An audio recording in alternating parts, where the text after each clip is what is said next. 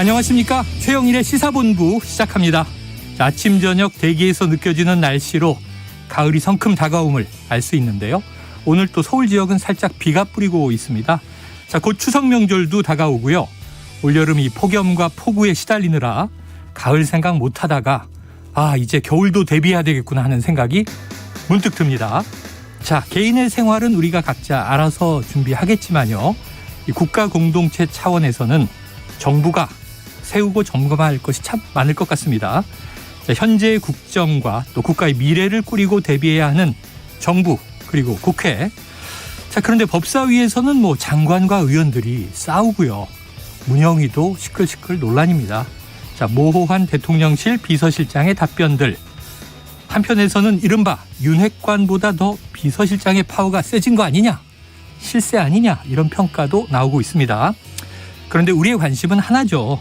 정부 여권 내에서 누가 세고 누가 약하든 공정하게 자리 잡고 할 일 잘하고 있느냐, 국익도 그렇고요. 또 국민에게 이익이 정말 되는 것이냐, 이것이 초점이겠죠. 그 안에서의 파워게임 이제는 좀 질립니다. 그래도 언론과 국민이 잘 감시해야 되겠죠. 힘이 아무리 세도 결국 우리 국민의 종복임을 명심해야겠습니다. 최영일의 시사본부 출발합니다.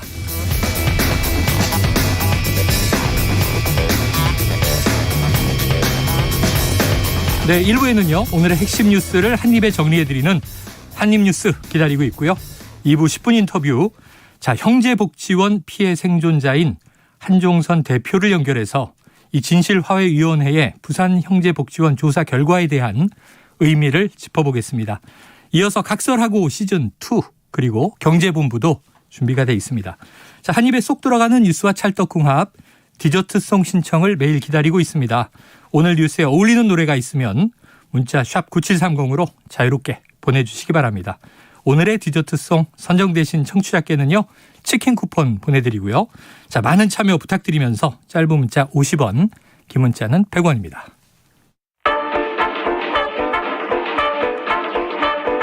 최영일의 시사본부 한입뉴스. 네, 오늘의 한입뉴스.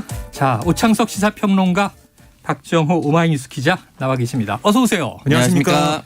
이게 지금 오늘 오전 속보예요. 금통위가 열린다. 이건 알고 있었던 것이고, 기준금리를 또 올릴 것인가? 올렸습니다. 이게 사상 처음으로 4회 연속 기준금리 인상. 박 기자님. 네. 얼마나 올랐습니까? 네, 0.25%포인트 인상이 됐습니다. 네. 그래서 2.25%인 기준금리가 연 2.5%가 됐고요. 네. 이게 계속해서 올리고 있는 상황이고 지난해 8월 26일 이 15개월 만에 0.25%포인트 올리면서 통화정책 정상을 시작한 이후에 지금 보면은 6번 0.25%포인트를 올렸고 네. 또 한 번은 빅스텝 0.5%포인트 지난달에 올려서 모두 2%포인트가 높아진 거예요. 네. 그래서 결국에는 이렇게 계속 기준금리를 올리는 거 아직 물가 오름세에 꺾이지 않았다라고 판단한 걸로 볼 수가 있겠고, 실제로 7월 소비자 물가지수가 이 지난해 같은 달보다 6.3%포인트 뛰었습니다. 네. 거기다가 이 물가 상승률에 해당하는, 예상 물가 상승률에 해당하는 기대 인플레이션도 이번 달에 4.3%였어요. 이것도 사실은 계속 4%대로 높기 때문에 이걸 잡기 위해서 어쩔 수 없다라는 게 지금 한국은행의 설명이고요. 네. 거기다가 지금 미국에서도 이제 금리를 계속 올리고 있어요. 그렇죠. 물론 지금 우리가 0.25% 올리면서 이제 상단은 같아졌습니다. 2.5%로. 역전됐었는데. 그렇습니다. 그런데 다음 달에 미국이 또 올리면 또 역전. 근데 그게 이 작게 올리는 게 아니라 네. 자이언트 스텝 0.75%다 올리게 되면 차이가 확 벌어지잖아요. 네네. 그런 상황에서 우리가 올리지 않을 상황은 아니었고, 그럼에도 불구하고 여러 가지 물가 상승도 있지만은 그래도 금리를 올리면 너무 이제 빚 내신 분들이 힘들잖아요. 그렇기 때문에 0.5% 올렸다고 하는데, 아무래도 지금 2번 더 남아 있습니다. 한국은행 올해. 입장에서는. 그래서 2번 다 올리게 된다. 0.5% 올리게 된다면 3%까지 가는 게 아니냐. 네. 이런 얘기가 좀 나오고 있습니다. 일전에 주진영 대표는 우리나라 금리가 원래 이보다는 높았기 때문에 지금 올리는 게 심각한 건 아니다. 정상화의 과정이다. 이렇게 진단한 바도 있지만 지금 보면은 사실상 이 제로금리 됐던 우리나라가 네. 1년 반여 사이에 지금 2.5%가 훅 뛴 거거든요. 네. 그 속도도 우리가 체감되는 걸 보면 좀 놀랄 수밖에 없고 미국이 올리니 우리도 또 안 올릴 수도 없고 이런 복잡한 상황인데 자 그러면 오평론가님 네. 어떤 파장이 있겠습니까? 기본적으로 이제 빚을 내서 집을 샀던 사람들이라든지 신용대출을 했었다든지 종합적으로 가계대출을 했었던 국민들에게 직접적인 타격이 돌아갈 수밖에 없는데요. 네네. 그런 부분에 있어서 이제 돈이 굳으면서 나머지 물가가 과연 언제 잡힐 수 있을 것인가 그렇죠. 이 문제가 좀 남아 있습니다. 네. 제가 그 주진원 박사님 여기서 딱 인터뷰하실 때 가장 핵심적인 부분이 고금리 시대라고 함부로 표현하면 안 된다. 그런 얘기였죠. 그러니까 이제 결국은 이제 다른 시대에 비교해서는 금리가 높지 않은 상황이고 고금리는 아니다. 원래 전 정권에서 워낙 돈이 많이 풀리던 네, 유동성 맞아요. 완화의 시기였기 때문에 네. 지금 자연스럽게 올라가고 있는 추세지 이게 다른 시기와 비교했을 때 절대 고금리라고 해서는 안 된다. 이 얘기를 했고 또 하나는 지금 이제 물가 상승률, 소비자 물가 상승률 이런 게 있는데 7월 소비자 물가 지수죠. 지난 달이죠.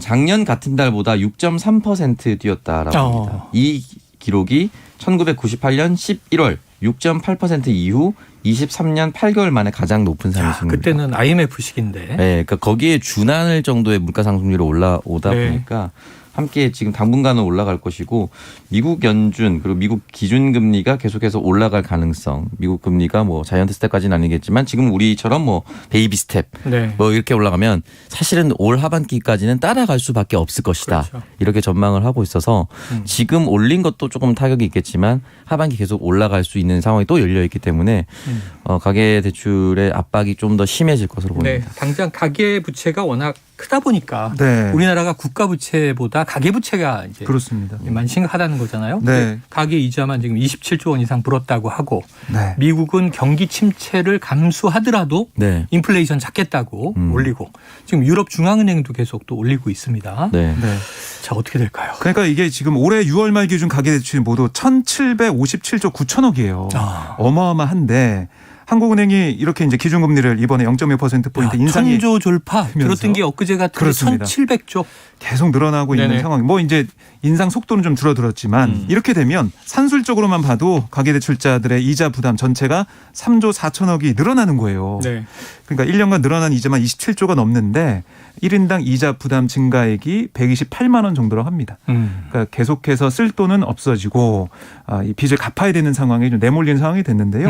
주택담보대출 금리도 지금 6%대를 넘어섰다라고 그래요? 다 이제 보도를 하고 그랬는데 이제는 7%대까지 볼 수 있다. 그러네요. 또 이런 올랐으니까. 얘기까지 나오고 있습니다. 자, 이자율 7% 섬찟합니다. 자, 앞으로 또 어떻게 되는지 우리가 오늘 경제본부도 있으니까 이 문제도 한번 마지막 코너에서 짚어보도록 하고요. 자, 두 번째 이슈는 좀 엉뚱하게 들리는데 대외비 일정이 버젓이 인터넷 카페 커뮤니티에 올라왔다는 거죠. 문제는 이게 대통령의 이제 일정 동선이어서 이거 대외비라고 하지만 뭐 기밀이라고 어쨌든 네. 우리가 분류하는데 어떻게 유출된 건지 이 김건희 여사 팬클럽이에요. 그렇습니다. 유출 경위는 좀 확인됐습니까? 지금 뭐 정확한 유출 경위를 조사 네네. 중이다라고 확인하고 있다라고 얘기하고 있는데 이게 대통령의 외부 일정 같은 경우는 경호상 이유가 크기 때문에 그렇죠. 행사 종료까지 일정 자체가 엠바고가 걸려 있는 겁니다. 경호 엠바고라고도 하는데 근데 이게 이 일정 내일 이제 대구 이 전통시장을 방문하는 일정이 네. 이 팬클럽 건희사랑 페이스북에 한 사용자의 공지로 알려진 겁니다. 네네. 그래서 뭐 많은 참석 홍보 부탁드린다 이렇게 올리면서 공용 주차장으로 오세요라는 네. 집결 장소까지 기재를 했고 그 밑에 뭐 참석합니다 뭐 이런 네, 댓글들이 또 대댓글. 호응하는 댓글도 달려 있고 그런 상황이에요. 근데 이게 이제 출입 기자단 같은 경우는 뭐 개괄적으로 대구 방문한다 이 정도는 좀 알고 있었는데 이렇게 몇 시에 어느 시장으로 온다까지 이렇게 방문 일정이 나온 것 자체가 그러게요. 사실은 이 보안과 안보가 다 무너져 있는 상황이 되니까 여기는 논란이 좀 커지고 있고요. 특히 이런 상황이 이번 한 번이 아니라 앞에도 있었어요. 지난 5월에 김건희 여사가 대통령실 청사 집무실 방문했고 네, 사진 방문한 사진이 버젓이. 네, 이게 뭐 대통령실 통해서 공개된 게 아니라 팬클럽을 통해서 처음 공개가 네네. 되면서 이거 어떻게 된 거냐. 그래서 이게 어떻게 찍힌 거고 어떻게 나온 거냐 여기에 있었지만 그때는 뭐 유야무야 된 것 같아요. 네네. 그때 뭐 대통령실 직원이 촬영하고 뭐 김건희 여사나 뭐 다른 사람 통해서 밖으로 나갔다 뭐 이런 얘기가 나왔는데 정확히 드러나지 않았는데 그때도 이 안보 문제, 보안 문제가 심각하다. 네. 그래서 재발 방지해야 된다 이런 얘기 나왔는데 이번에 다시 이런 일이 벌어지니까 파장이 점점 커지고 있습니다. 자, 오평로아님. 이거 네. 일정 동선 알고 있었습니까? 저는 몰랐죠. 아니 건희사랑에 가입하기로 했잖아요. 지난번에. 왜냐면 이제 가입을 해서 네네. 여사의 동향을 파악하는 것도 이제 시사평론가의 역할이니까요. 네, 취재죠 일종의. 네, 하려고 했었는데 홈페이지에 가끔씩 들어가 보긴 하지만 가입은 아직 못했습니다. 회원은 아니구나. 네, 그래서 이게 결국은 저는 대통령 집무실 안에 추측입니다만 혹시나 김건희 여사 팬클럽 가입한 멤버가 있지 않을까 네네. 그런 생각도 드는 거예요. 그래서 이렇게 빨리 네. 왜냐면 이제 그 대통령 집무실로 발령을 받고 가입을 할 수도 있는 거고요. 가입을 하고 나서 발령을 받을 수도 있는 것인데 이게 알려진다라는 것은 뭐 박정희 기자님 말씀하셨다시피 심각한 국정 혼란을 가져올 수 있습니다. 네. 그러니까 그 국민들께서 다 아시겠지만 대통령 수술도 함부로 못 해요. 그렇죠. 수술하는 순간 대통령의 의식이 없는 상태로 네, 되니까. 네, 그렇죠. 그런 상황인데 지금 대통령의 건강과 안위와 일이 그렇게 중요한데 이게 미리 사전적으로 알려져서 누군가 악용하려 한다. 여기에 대한 걱정을 하는 네네. 거거든요. 그렇기 때문에 이 부분에 대해서는 특히 대통령실과 그리고 경호처가 각별히 좀 주의를 했으면 좋겠습니다. 네, 지금은 상당히 뭐 민주화 개방 사회가 돼서 지금 경호 엠바고 이 정도지만 아마 많은 국민들이 또 영화 헌트 보셨을 텐데 50 시절에는 그럼요. 일본 순방, 동남아 순방 이게 1급 기밀이에요. 네. 대통령의 일정과 동선이 테러가 막 일어나고 그래요. 네. 그때는 또 실제로 그런 일도 있었고 자 이게 좀 엄중한 문제인데 네. 좀 가볍게 흘러다니는 거 아닌가 걱정도 됩니다. 대통령실은 뭐 입장 냈습니까? 네, 어제 이제 바로 기자들의 질의응답을 받았는데요. 이 대통령실 고위 관계자는 거듭 죄송하다. 경호처를 통해 어떻게 이런 일이 벌어졌는지 파악해서 되풀이되지 않도록 최선의 조치를 네. 하겠다 이렇게 강조했고 다만 이게 이제 대구시당에서 행사를 준비하면서 당원, 현역 의원, 보좌관 등 행사 참여를 원하는 많은 분의 의견을 수렴하는 과정이었는데 네. 대구시당 차원에서 참석하려는 당원이 적지 않아서 일정이 아름아름 알려졌던 사항으로 전해들었다. 네. 이렇게 설명을 했어요. 그러니까 특정 의도가 있다기보다는 좀 마음을 보태주려고 하다가 이런 일이 발생한 게 아닌가 이렇게 설명을 했는데요. 네네. 그러니까 이게 큰 일이 아니고 뭐 이 일정을 준비하다 보다가 어떻게 좀 알려지게 된 거다 이렇게 네. 얘기하고 있는데 글쎄요 이제 이게 경호처에서 어떻게 이 일정을 관리하고 또 어떻게 이걸 세팅하는지 이것부터 그냥 들여다봐야 되는 게 아니냐 네네. 이런 지적이 나오고 있습니다. 그래서 이제 운영위에서도 안 그래도 이런저런 이제 논란, 뭐 관저 논란도 있고 공사 수주 관련해서 그런데 자 이게 대구 전통시장 방문 예정이란 말이에요 내일. 네. 그러면 이게 대구시장이 지금 홍준표 시장이잖아요. 네, 맞습니다. 한마디 했습니까? 홍준표 시장이요? 네. 정치한 지 26년 되고 많은 대통령을 거쳤어도 영부인 팬카페가 있다는 소리는 단 한 번도 들어본 적이 없다. 아하. 그런 카페는 윤 대통령을 국민들과 멀어지게 하고 나라를 더욱 어렵게 할 뿐이다. 그만하시고 이제 내 살아라. 나라 운영에 전혀 도움이 되지 않는다. 네네. 라고 자신의 SNS에 팬카페 자체에 대해서 이야기를 남겼고 또 그전에 팬클럽 회장이었던 강신업 변호사가 또 자신의 SNS에 네네. 홍준표 의원에게 입 다물라라고 얘기하고 전 회장이죠. 전 회장. 네, 전 회장으로서 얘기하고 자신의 그 유튜브 개인 채널에서 네. 조국송이라고 하던 사람들 네네. 어떻게 강신업을 건드릴 수 있냐고 또 유튜브 라이브 방송도 하고 그랬습니다. 아 이게 뭐 내부에서 막 공방이 벌어지네요. 네, 참, 계속해서 알겠습니다. 이어지고 있는 내전입니다. 네. 근데 아까 너무 표준어로 읽어주셨어요. 홍준표 시장 성대모사 정도 해주셔야죠. 그것 때문에 제가 잠깐 당황한 겁니다. 네, 실감 나게 우리 청취자들의 좀 뭐랄까 몰입을 위해서. 네. 자 다음 이슈로 가보겠습니다. 자 권성동 원내대표 지금 이제 국회 뭐 상임위 또 위원회들이 이제 여야 공방 중이잖아요. 그런데 이제 감사원이 지금 전임 정부를 전방위로 감사하고 있다. 네. 결국 윗선 타고 올라가는 거 아니냐. 검찰이 수사하는 것도 있지만 감사원이 좀 전면에 나선 분위기다 보니까 민주당 의원들이 뭐 크게 성토를 하고 있는데 권성동 원내대표는 이거 정치감사라는 야당 주장은 왜곡이다. 뭐 이런 얘기를 했네요. 네, 오늘 페이스북에 글을 올렸는데 어떤 네. 얘기를 했냐면 말씀하신 것처럼 정치감사, 표적감사라는 주장이 나오는 것에 대해서 아니 어떻게 그게 정치감사냐. 문재인 정부가 마땅히 감사했어야 하는 문제를 넘어갔기 때문에 윤석열 정부가 할 수밖에 없는 거다. 이건 오히려 문재인 정부 시절에 오작동했던 사정기관이 정상화되고 있다는 증거다. 이렇게 강하게 주장을 했고요. 그러니까 이 하나하나 예를 들었는데 어제 저희가 뭐 짚어봤지만 이 백신 문제 네네네. 이런 것들 해가지고 문재인 정부가 백신 마스크 한다 그랬죠. 그렇습니다. K방역 홍보한다고 떠들썩거렸지만 백신 수급도 제때 못했다. 그리고 검찰개혁 상징처럼 떠받들던 공수처 민간인 사찰 의혹을 받았다. 이런 얘기를 했고 그리고 뭐 이른바 이제 소쿠리 투표와 이 선관위 지난 네네네. 대선 때 선관위의 이런 행태에 대해서도 이게 문제가 없었다고 할 수 있겠느냐. 그러니까 조목조목 사례를 들어가면서 이건 당연히 감사해야 할 일이다 이렇게 강조하고 있습니다. 네. 자, 여기에 대해서 민주당 반응도 나왔을 텐데요. 네, 일단 박홍근 원내대표가 일단 이야기를 남겼는데요. 전 정권 임기제 기관장을 대상으로 한 감사원의 무차별적 그리고 표적 보복 감사는 직권남용의 소지가 크다라고 이야기를 했었고 또 여기에 대해서 고발 조치를 포함해서 모든 법적 대응을 검토하겠다라고 얘기했습니다. 또한 이제 감사 범위 논란을 감수하면서까지 전 정부의 신재생에너지 사업과 코로나 백신 사업 그리고 같은 정책까지 이런 정책까지 정치 감사하겠다고 한다라고 비판을 했습니다. 그래요. 탈원전 정책 전반을 대상으로 한다고 얘기 나왔었는데 네. 우선 신재생에너지로 1단계에서는 좀 축소한 거 아니냐. 감사 대상 그런 얘기도 있었고요. 그러니까 오늘 네. 뭐 조응천 민주당 의원 얘기 좀 들어보면 이게 감사원이 이렇게 나서서 하고 있는 것 자체 이걸 뭐 조응천 의원은 검사 출신이니까 네네. 뭐 그런 경험에 빗대서 얘기하는 것 같은데 바로 수사에 들어가기 그 부담스러운 것들 이런 것들을 좀 감사원의 감사를 통해서 네네. 좀 들춰내고 그다음 수사에 들어가는 거 아니냐.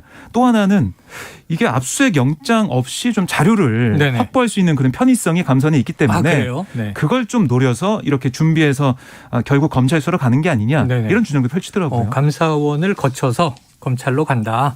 기존에는 경찰이 내사한다, 조사한다 그랬던 거 아니에요? 그래서 우리가 감사원이 하는 것은 수사는 아니지만 그 전 단계의 감찰이 어찌 보면 이제 수사로도 이어질 가능성이 있다. 네. 조응천 의원의 이제 네. 우선 해석이고요. 그런 우려를 좀 하고 있습니다. 그래요. 이게 어떻게 흘러갈지 계속 지켜봐야 될 텐데 워낙 뭐 일이 많습니다. 처음에 터져 나온 건 서해 공무원 피격 사건 월북이냐 아니냐.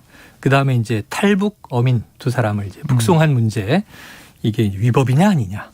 그다음에 이제 감사원에서 여러 가지를 이제 들고 나왔습니다. 한번 지켜보도록 하죠. 자, 지금 비가 내리는 목요일 점심시간이에요. 한번 교통 상황을 알아보고 이어가도록 하겠습니다. 교통정보센터의 임초희 리포터 나와주세요. 네, 이 시각 교통정보입니다. 중부지방 곳곳에 비가 내리고 있어서 노면이 많이 미끄럽습니다. 수도권 제1순환고속도로 판교에서 일산 쪽, 소래터널 부근에서 노오지 쪽으로 막히는데요. 노오지 분기점 1차로에서 사고를 처리하고 있습니다. 서울시내 내부순환도로 성수 쪽은 홍지문 터널 앞 1차로에서 사고가 났습니다. 연희램프부터 많이 밀리고요. 잘 살펴서 지나셔야겠습니다. 반대 성산 방향은 전 구간 원활한 편이고요. 북부간선도로 구리 방향은 종암에서 신내까지 어려운데요. 이 구간 작업을 하고 있어서입니다. 반대 도심 쪽은 목동부터 하월고까지 밀리고요. 동부간선도로 도심 방향은 장안교에서 작업 중이라 도봉지하차도 나와서부터 계속해서 막히고 있습니다. 올림픽대로 잠실 방향은 당화대교부터 월드컵대교, 다시 여의하류부터 영동대교까지 제속도 못 내고요. 강변북로 구리 쪽은 가양대교에서 반포대교, 그리고 성수대교부터 청담대교까지 어렵습니다. KBS 교통정보센터에서 임초희였습니다.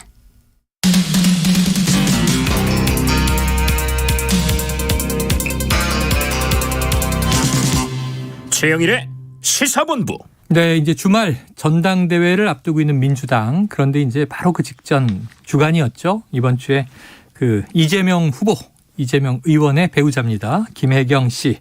이 법인카드 유용 의혹으로 이제 소환 조사를 받았고요. 이건 경찰이었습니다. 그런데 이번에는 검찰에서 이 김혜경 법인카드 유용 의혹의 핵심 인물인 바로 이제 5급 사무관 배모 씨 사전 영장을 청구했다. 자, 이건 언제 실질 심사예요? 아마 다음 주 초에 열릴 걸로 예상이 되는데요. 네. 그러니까 이게 지금 배 씨 같은 경우는 뭐 이 의혹을 받고 있는 게 업무상 배임 그리고 공직선거법 위반 혐의거든요. 네네네. 여기에 대해서 뭐 압수수색도 있었고 배 씨에 대해서 압수수색도 있었고 조사도 있었는데 지금 이 경찰은 배 씨가 증거인멸 우려가 있다.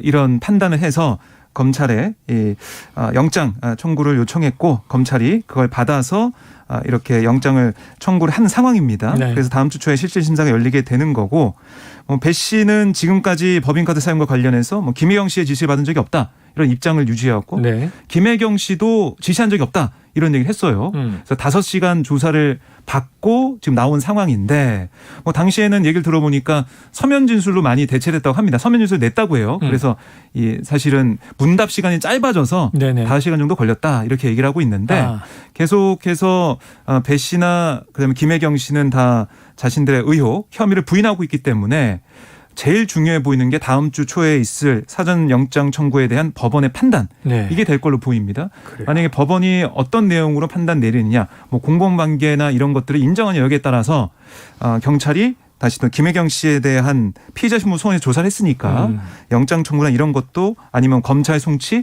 이런 것도 좀 고심할 걸로 예상이 됩니다. 네, 그러니까 이 과거에 이제 대장동 의혹이 대선 시작되면서 네. 터져 나왔을 때도 그렇고 네. 사실 이게 아직 재판도 안 끝났어요. 그리고 이제 이재명 후보에 대해서는 아직 뭐 어떤 조치가 이루어지지 않고 있는데, 근데 그 당시에 딱 보면 이제 사전 구속영장 청구, 네. 구속결정, 그럼 이게 굉장히 좀 유죄 심증이 짙어지는 효과가 있죠. 그 국민들이 바라봤을 때는 이거는 100% 유죄다. 네네. 라고 머리에 그러니까 이제 구속까지 박힌- 시키지 않느냐. 네, 낙인이 찍혀버리는 상황이 네, 되는 거죠. 구속 사유가 인정될 때 첫 번째가 범죄 소명 이게 네. 이제 들어가기 때문에 네. 나중에 뒤집어지는 뭐 판결이 나오긴 하지만 어쨌든 요것도 다음 주 초에 좀 시끄러운 이슈가 아니겠는가 생각이 됩니다. 자, 민주당은 지금 여러 가지 좀 당헌 개정과 관련된 지금 조치들이 있습니다. 당헌 80조는 시끌시끌했지만 사실은 이제 1항은 유지가 됐고요. 3항이 이제 윤리심판원을 당무위원회로 바뀌는 그렇습니다. 그런 정도의 조치가 있었는데, 자, 이게 박용진 후보가 여기 나와서 얘기를 했어요. 당원 투표 우선이라고 하는 이 당헌이 문제가 있다. 그리고 이게 과반이면 모르겠는데 30%로 돼 있어서 민주적이지 않다. 이런 주장을 했거든요. 그래서 부결시켜야 한다. 이런 주장을 호소했는데 네. 이게 지금 부결됐어요? 그렇습니다. 이게 사실 당무위를 통과한 안건이 중앙에서 부결된 건 제 기억에는 네네. 처음인 것 같아요. 처음이에요. 네, 그러니까 어제 보면은 556명의 중앙위원 가운데 430명이 투표에 참여를 했고 네. 이 가운데 절반에 좀 못 미친 이 268명이 찬성을 했어요. 아. 이제 부결됐는데 이게 참 헷갈리는 게 뭐냐면 아니 430명 투표 참여했으면 268명 과반 넘은 거 아니냐 생각할 수가 네네네네. 있는데 이게 투표 참여자 과반이 아니라 제적 과반이 나와요. 아, 그래요. 그렇습니다. 기준이. 그래서 한 11표 부족했던 걸로 제가 특이한 게 알고 있는데 많네요. 여러 가지를 공부하게 되는데. 네. 그래서 어제 이제 부결이 돼가지고 결국에는 비이재명계 이제 의원들 주장했던 그런 게 좀 받아들여진 게 아니냐 이런 얘기가 나오고 있는데요. 네. 그러니까 두 가지입니다. 당헌 80조 개정안 말씀하신 네. 것처럼 이 기소 여부, 그다음에 제14조의 2항 신설안이 올라왔어요. 이건 뭐냐면 당원 투표에 대한 얘기거든요. 그러니까 권리당원 전원 투표가 전국 대의원대회 의결보다 우선하는 네. 당의 최고 의사결정 방법이다. 규정한 건데 예, 예. 같이 올렸습니다. 당의 최고 의결 기관이 어디냐? 기구가 그렇습니다. 어디냐? 이거죠? 네. 그래서 그 두 개 같이 이제 올렸는데 부결돼서 뭐 비이재명계 의원들은 거봐라. 이 당심 뭐 이게 결국 민주주의를 지켜냈다. 네네. 이렇게 주장하는 거고 반면에 우상호 비대위원장 같은 경우는 어제 이 결정 난 다음에 이게 잘 안 알려졌다. 권리당원 전원투표에 대한 오해가 좀 있다라고 얘기하면서 결국 비대위에서 한 거는 이 권리당원 전원투표 제14조의 이 신설안은 네. 떼어내고 네. 80조만 다시 올리자. 이런 얘기 좀 하고 있어요. 이게 참 일이 복잡하네요. 이렇게 복잡해지면 국민들이 보기에는 안 그래도 이제 여권에서 꼼수 비판을 받고 있는데 네. 조금 이렇게 좀 지저분해지는 느낌이 있잖아요. 네. 너덜너덜해진다. 근데 전준희가 개정하자. 그런 이제 당헌 80조 이게 비대위에서 뒤집어졌고 네. 이번에는 이제 또 중앙위에서 당무위를 통과한 당원 투표 우선 이 제안이 또 거부됐고 네. 어떻게 보십니까 이 상황은? 그러니까 지금 결과적으로는 내부적으로 지금 전당대회를 돌고 있는 당대표와 그리고 최고위원이 여러 가지 공약들을 내세우고 있지 않습니까? 그렇죠. 당대표의 공약은 사실 오히려 잘 보이지 않아요. 네, 근데 최고위원들 공약이 대부분이 동일하게 얘기하고 있는 것이 네. 당원의 주권을 강화하겠다. 음. 당론은 그동안의 당론이라 함은 의원론이었다. 네. 그 의원들끼리 모여서 당론을 채택했는데 그 의원의 의결기구가 당의 주인인 당원의 의견이 과연 포함되어 있는가? 포함되어 있지 않았다. 그렇다면 당원이 주인인 당을 만들기 위해서는 진짜 당론은 당원이 의결을 뭔가를 해야 된다. 그 파생 상품 중에 이제 여러 가지 중에 권리당원입니다. 근데 대의원과 권리당원의 또 차이가 대의원이 흔히 말하는 지역위원장, 현역 국회의원이었으면 현역 국회의원들과 현역 국회의원들이 임명할 수도 있고 그 사람들이 권리당원보다 표의 등가성 차원에서 60배에서 70배, 뭐 많으면 뭐 100배 정도까지 영향을 거죠. 발휘하니까 권리당원들이 아무리 많이 가입을 해도 이 사람들 목소리가 들리지 않고 네네. 몇몇 지역위원장들에 의해서 좌지우지될 수 있다. 네. 이걸 보완해야 된다라는 또 취지에서 또 이게 또 나온 거예요. 그래요. 그러다 보니까 사실 민주당에 가입을 하면서 네. 대의원 권리당원을 정확하게 구분하지 못하면 또 헷갈리고 뭐 하고 있는 것인가라고 네. 생각할 수도 있어요. 한 번쯤은 정리돼야 할 필요가 있는 네. 당원들이었네요. 네. 최근에 제가 재밌는 뉴스를 본 네. 거는 뭐 민주당의 텃밭 광주 전남 여기 시도당 위원장들이 있잖아요. 광주 시당 위원장이 네. 의원들이 추대해서 국회의원이 당연히 위원장을 맡는데 평당원이 도전을 했어요. 네. 지긴 했는데 한 40% 득표해서 상당히 좀 파란이 일어났다. 지금 이 당심은 무엇이고 또 민심과의 차이 무엇이냐 궁금해지는 대목입니다. 지금 뭐 민주당 의원총회가 뭐 진행되면서 거기서 아마 여기에 대한 내용이 좀 나오는 상황으로 네네네. 보여지고요. 네. 원래 이제 비대위에서는 오늘 오후에 당무위를 하고 내일 중앙위를 거쳐가지고 네. 28일 전당대회에서 당원 이 개정을 통과시키겠다라고 최종 결정. 했는데 글쎄요 이게 비대위의 생각대로 될지 비대위가 이걸 좀 마무리 져야 뭐 순조롭게 네. 임기를 끝내게 되는데 좀 앞으로 상황을 좀 봐야겠습니다. 이건 당원들은 뭐 중요한 권리니까 잘 알아야 하고 참여하셔야 되지만 일반 국민들 어느 당에도 소속되지 않은 위원회가 도대체 몇 개이며 어디가 너무 제일 높은 헷갈릴 거야? 겁니다. 네. 최고위도 막 사라지고 날아가고 말이죠. 비대위가 그럼 제일 센 건지 알았더니 그전에 윤리위도 있고 전준위도 있고 당무위도 있고 네. 중앙위도 있고 아유 힘듭니다. 알겠습니다. 자, 또 짧게 하나 이거 여쭤보죠. 지금 이제 여당 쪽으로 건너가 보면요. 국민의힘 지금 조기 전대가 언제냐? 이게 조기가 맞느냐? 네. 지금 의견이 분분하죠. 예, 그러니까 이게 맨 처음에는 한두 달 비대위 한 다음에 한 10월에 열릴 줄 조기전당대회. 알았어요. 예, 그렇게 할 가능성이 커 보였는데 이제는 뭐 내년 뭐 1월 말 2월 초 이런 얘기가 나오더니 비대위원장이. 네, 이제 또 어떤 얘기가 나오냐면 김기현 의원과 뭐 안철수 의원 둘 다 연내에 하도 된다 빨리 이렇게 또 하자. 얘기하고 있어요. 네네네. 그래서 결국에는 연내에 하는 걸로 좀 의견이 모아지지 않을까 생각이 드는데 네. 오늘 오후 2시부터 충남에서 연찬회를 합니다. 국민의힘 의원들이. 국민의힘 연찬회. 막 거기서 감론을박이 좀 벌어지면서 가닥이 잡히지 않을까라는 생각이 들고요. 네. 근데 결국 이렇게 되면 뭐 이제 올해 연말이라고 하면 얼마 안 남았어요. 네네. 이제 정기국회 시작하면은 정시없이 갈 텐데 그러다 보니까 벌써부터 이 당권 도전자들의 좀 불꽃 튀는 신경전. 아니 이게 당권을 이게 좀 있는 것 노리는 같아요. 주자들을 우리가 몇 명 꼽고 있잖아요. 네. 그런데 여기 이제 김기현 전 원내대표, 네. 김기현 의원 빨리 하자 그랬어요. 그렇습니다. 그런데 갑자기 이건 인수위가 뭐 했느냐 이런 얘기를 꺼내니까 지금 안철수 의원도 당권 주자 아닙니까? 그렇죠.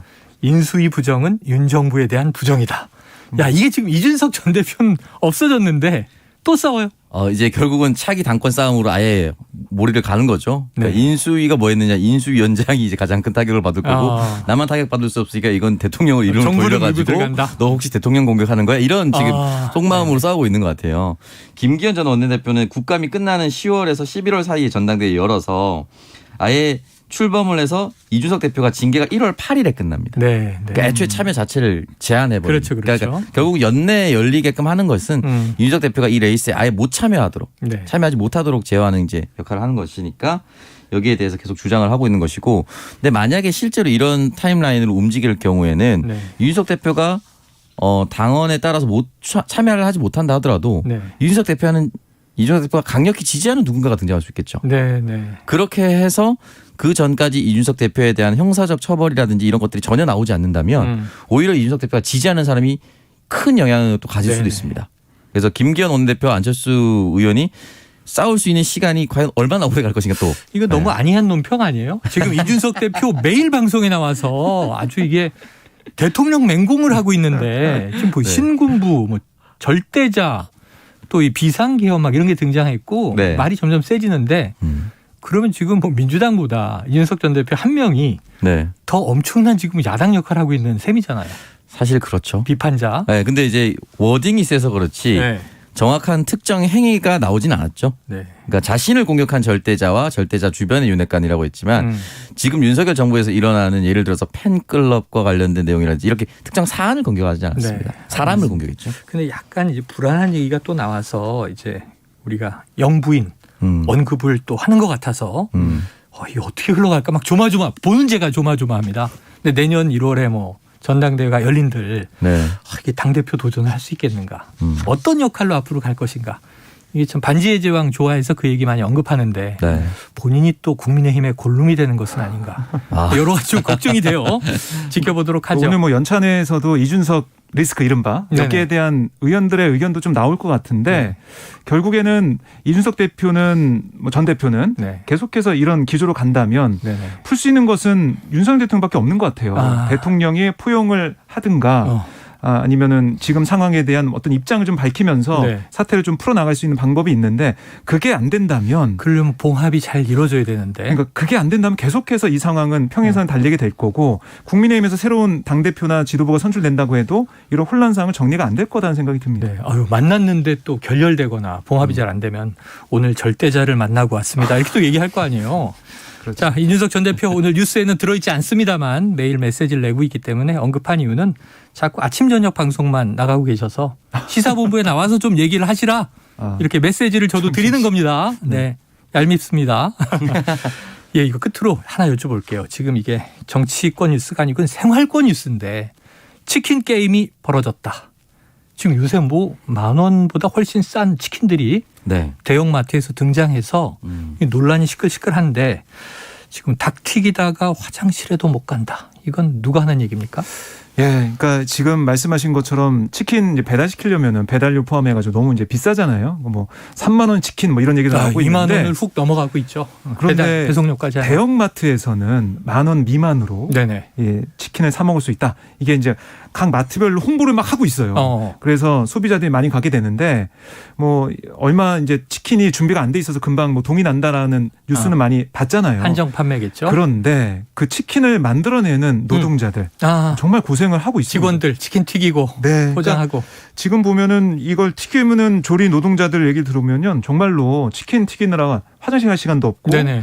뭐 숨도 못 쉬고 정말 말도 한마디 못 하고 계속 일만 하는 상황이라고 해요. 노동 환경이 말이 아니다. 뭐 평일 연장 근무는 물론이고 쉬는 날에도 계속 나와서 일하고 있다. 뭐 인기는 폭발이잖아요. 줄을 길게 쓸 거 아닙니까? 그렇습니다. 그 뭐 이게 사실은 뭐 100마리, 200마리 이렇게 정해져 있긴 한데 어쨌든 계속 만들어야 되는 거잖아요. 네네네. 그래서 노동자들의 인권은 좀 무시가 되고 외면받고 있다 이런 지적이 나오고 있습니다. 주말에 가족들이 생필품 사러 대형마트에 갔다가 네. 이 집에서 정말 2만 원 넘는 치킨 시켜 먹어야 되는데 거기가 6천 원대 치킨, 네. 또 다른 마트는 5천 원대 치킨 이러니까 그 줄을 또 안 쓸 수가 없잖아요. 네, 인기가 있을 수밖에 없죠. 사실. 네네. 네, 그 마트 입장에서도 예전에 치킨 전쟁 이전에 피자 전쟁도 한번 있었잖아요. 네. 어느 쪽 전쟁. 어디가 더 큰가? 사이즈 논란 네. 뭐 이런 것도 있었고. 이게 참 그러다 보니까 프랜차이즈하고 또 갈등이 벌어지는 것 같고 네. 이렇게 싸게도 팔 수 있는데 저기는 왜 저렇게 비싸냐? 네. 또 소비자는 이런 질타하지 않겠습니까?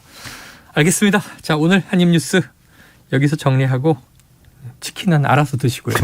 하지만 디저트송에는 치킨 쿠폰이 나갑니다. 오늘 박정호 기자 또 오창석 평론가 수고하셨습니다. 고맙습니다. 자, 오늘 디저트송은요. 2805 우리나라 호를 몰고 가고 있는 모든 정치인들 경제도 어려워지는데 딴짓 막무가내 운전 이제 그만하시고 안전운전 부탁합니다. 그래서 브레이브 걸스의 운전만 해. 야, 명곡을 잘 골라주셨어요. 센스 있으셨고요. 2805님께는 저희가 치킨 쿠폰 보내드리고 노래 듣고 2부로 돌아오겠습니다.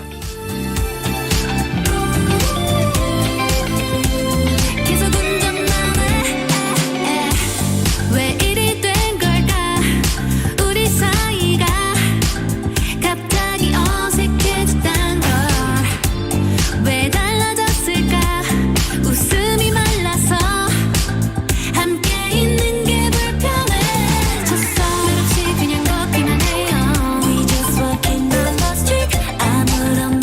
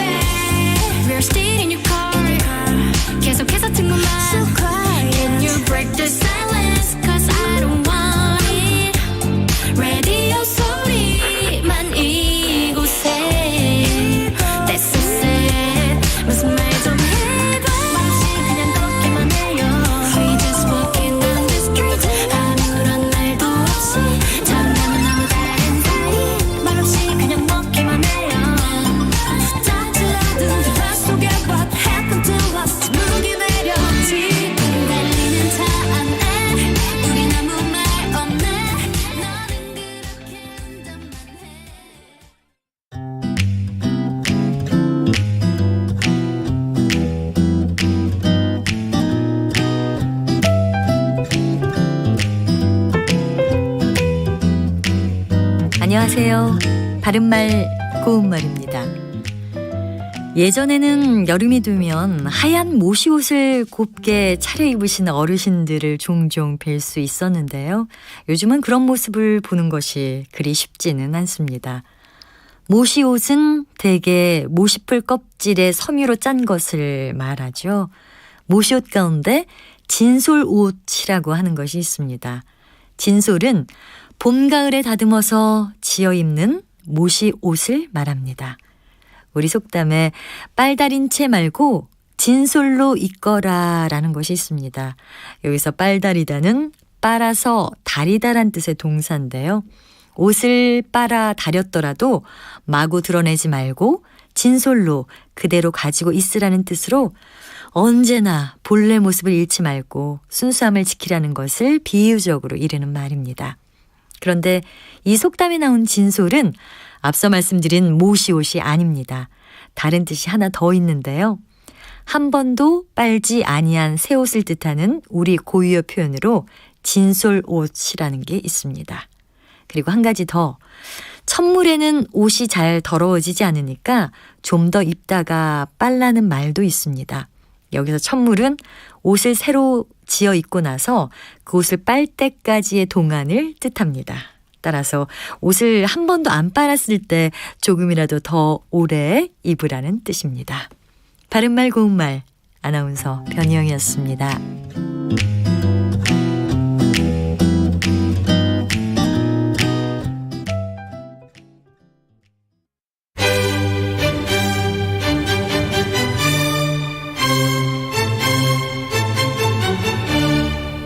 여유로운 저녁 시간, 고품격 시사토론과 함께하세요.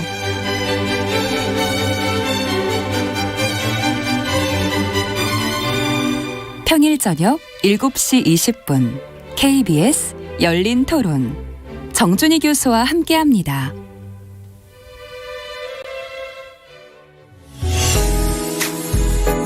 역사, 예조판서 그다음에 좌천성을 지낸 유근이라는 분, 이분이 경제, 달러가 좀 전 세계적으로 좀 귀해졌습니다. 음악까지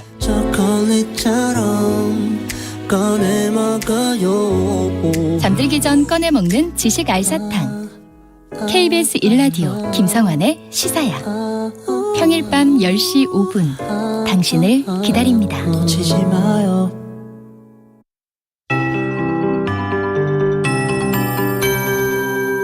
KBS 58분 날씨. 지금 수도권과 강원도에는 약한 비가 내리고 있습니다. 비는 차츰 충청도와 경북 북부로 확대되겠습니다. 비의 양은 많지 않겠는데요. 5mm 미만의 비가 곳곳에 조금 오거나 빗방울 정도만 떨어지는 곳도 있겠습니다. 이 비는 수도권과 강원도는 오후에, 충청도와 경북 북부는 저녁에 그칠 전망입니다.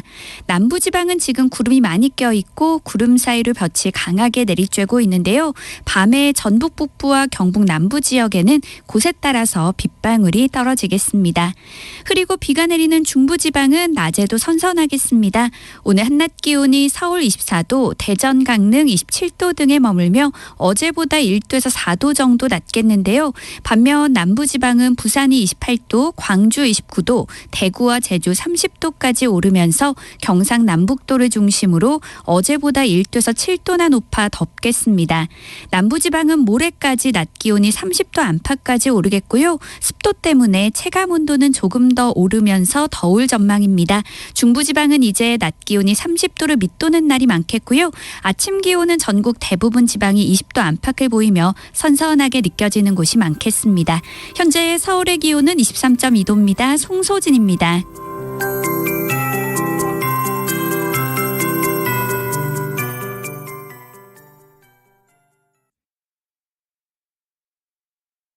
정성을 다하는 국민의 방송 KBS가 한시를 알려드립니다. AM 711kHz, FM 97.3MHz, KBS 1라디오입니다. HLKA.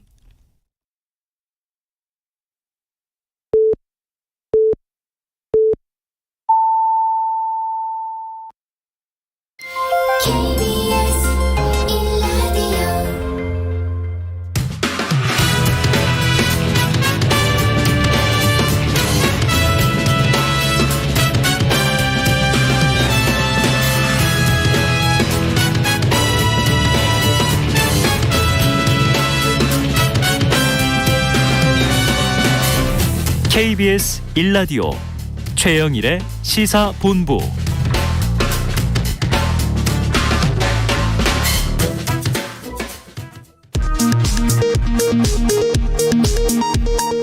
이 시각 라디오 정보센터 뉴스입니다. 한국은행이 기준금리를 연 2.5%로 0.25%포인트 인상했습니다. 이창용 한국은행 총재는 당분간 기준금리를 0.25%포인트씩 인상하는 기조를 유지하겠다고 밝혔습니다. 올해 물가상승률 전망치는 5.2%로 상향 조정했는데 1998년 이후 가장 높은 수준입니다. 통계청은 올해 1분기 전체 임금 근로 일자리가 지난해보다 75만 2천 개 늘었다고 발표했습니다. 모든 산업에서 일자리가 늘었는데 특히 숙박 음식업 일자리가 큰 폭으로 증가했습니다. 정부가 추석 성수기 동안 원활한 배송 서비스를 제공하고 업계 종사자들의 과로를 방지하기 위해 오는 29일부터 4주 동안 택배 특별관리 기관을 운영하기로 했습니다. 이에 따라 추가 임시 인력 6천여 명을 투입하고 추석 연휴 직전에 집화를 제한해 종사자들의 휴무를 보장할 계획입니다. 앞으로 교통사고가 잦은 교차로에 우회전 신호등이 설치되고 횡단보도도 방지턱 높이의 고원식 횡단보도가 설치됩니다. 또 횡단보도 주변에선 앞지르기도 금지됩니다. 행정안전부는 이 같은 내용의 제1차 국가보행안전 및 편의증진 기본계획을 발표했습니다. 지금까지 라디오 정보센터 조진주였습니다.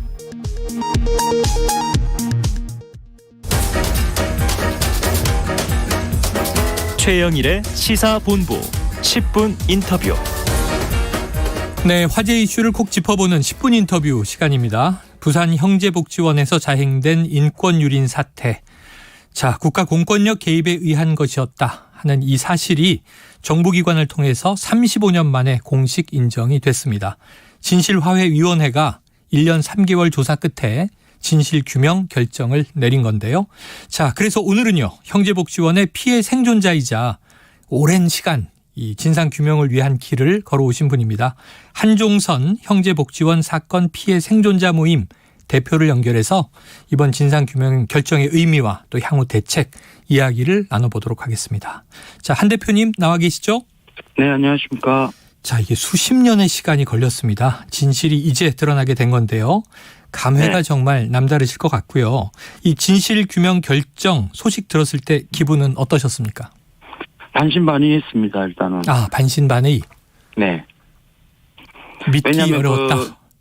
그 공권력에 의해서 우리가 죄 없이 잡혀간 사건이잖아요. 네네. 그러다 보니까 재심 청구할 수 있는 방법도 없었던 거죠. 형사처벌로 들어간 것이 아니니까. 네. 그러다 보니까 국가가 다시 형제복지원 사건을 재조사했을 때 혹시라도 우리한테 불리하게 또 적용되지 않을까라는 걱정도 앞서는 게 사실이죠. 네. 지금 말씀 들으니까 확 와닿는 게 차라리 형사처벌을 받고 이게 이 무고한데 수감 생활했다면 재심이나 혹은 이 배상 요구를 하실 수 있는데 이거 그냥 초법적으로 들어간 거였잖아요. 그렇죠. 이 피해 생존자분들 이 결정에 대해서 좀 이 이야기 듣고 계신 바가 있습니까?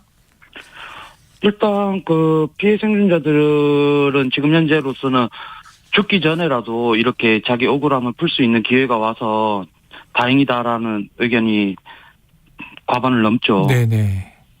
자, 어쨌든 진실이 밝혀지게 돼서 그나마 다행이다. 네. 자, 그런데 저 발표를 보니까요, 전혀 알려지지 않았던 새로운 내용들이 포함되어 있더라고요. 네. 지금 사망자가 513명이라고 했었는데 657명으로 이게 105명이 더 늘었습니다. 그리고 이 부적절한 약물도 투여했다. 국가가 네. 사건을 묵인했다. 자, 어떤 의미라고 보십니까? 일단은 그 사망자 수는 우리가 그 자체 형제복지원 자체 기록으로는 513명이고 그리고 진상규명을 위한 대책위원회에서 또 추가적으로 발굴한 게 38건인가 더 있었고 네네. 그리고 우리가 기억하기로도 더 많은 사람들이 죽었을 것이다라고 추정은 했지만은 네. 드러난 게 없다 보니까 네네. 그런데 과거사위원회에서 이번에 추가 자료를 통해서 더 발굴해낸 거고 네. 그리고 형제복지원 안에서 이제 CP제나 이렇게 정신과 약을 과다 복용시킨 것도 사실이거든요. 네네. 그래서 저희 누나 같은 경우에도 형제복지원에서 이제 생활할 때 말을 듣지 않으니까 구타와 폭력, 기압, 고문먹 이런 걸 다 해봐도 안 되니까 예. 결국 정신과 약을 계속 복용시켜서 누나가 이제 운동장에서 해바라기처럼 그냥 침 흘리면서 맹하게 있는 것들을 한두 번 본 게 아니거든요. 저 같은 경우. 네. 그리고 아동소대에 있을 때도 하도 먹을 게 없으니까 CP제를 나눠주면은 그걸 받아서 그 껍데기 부분만 색깔 있는 부분만 녹여서 먹고 흰 부분을 버려버려요.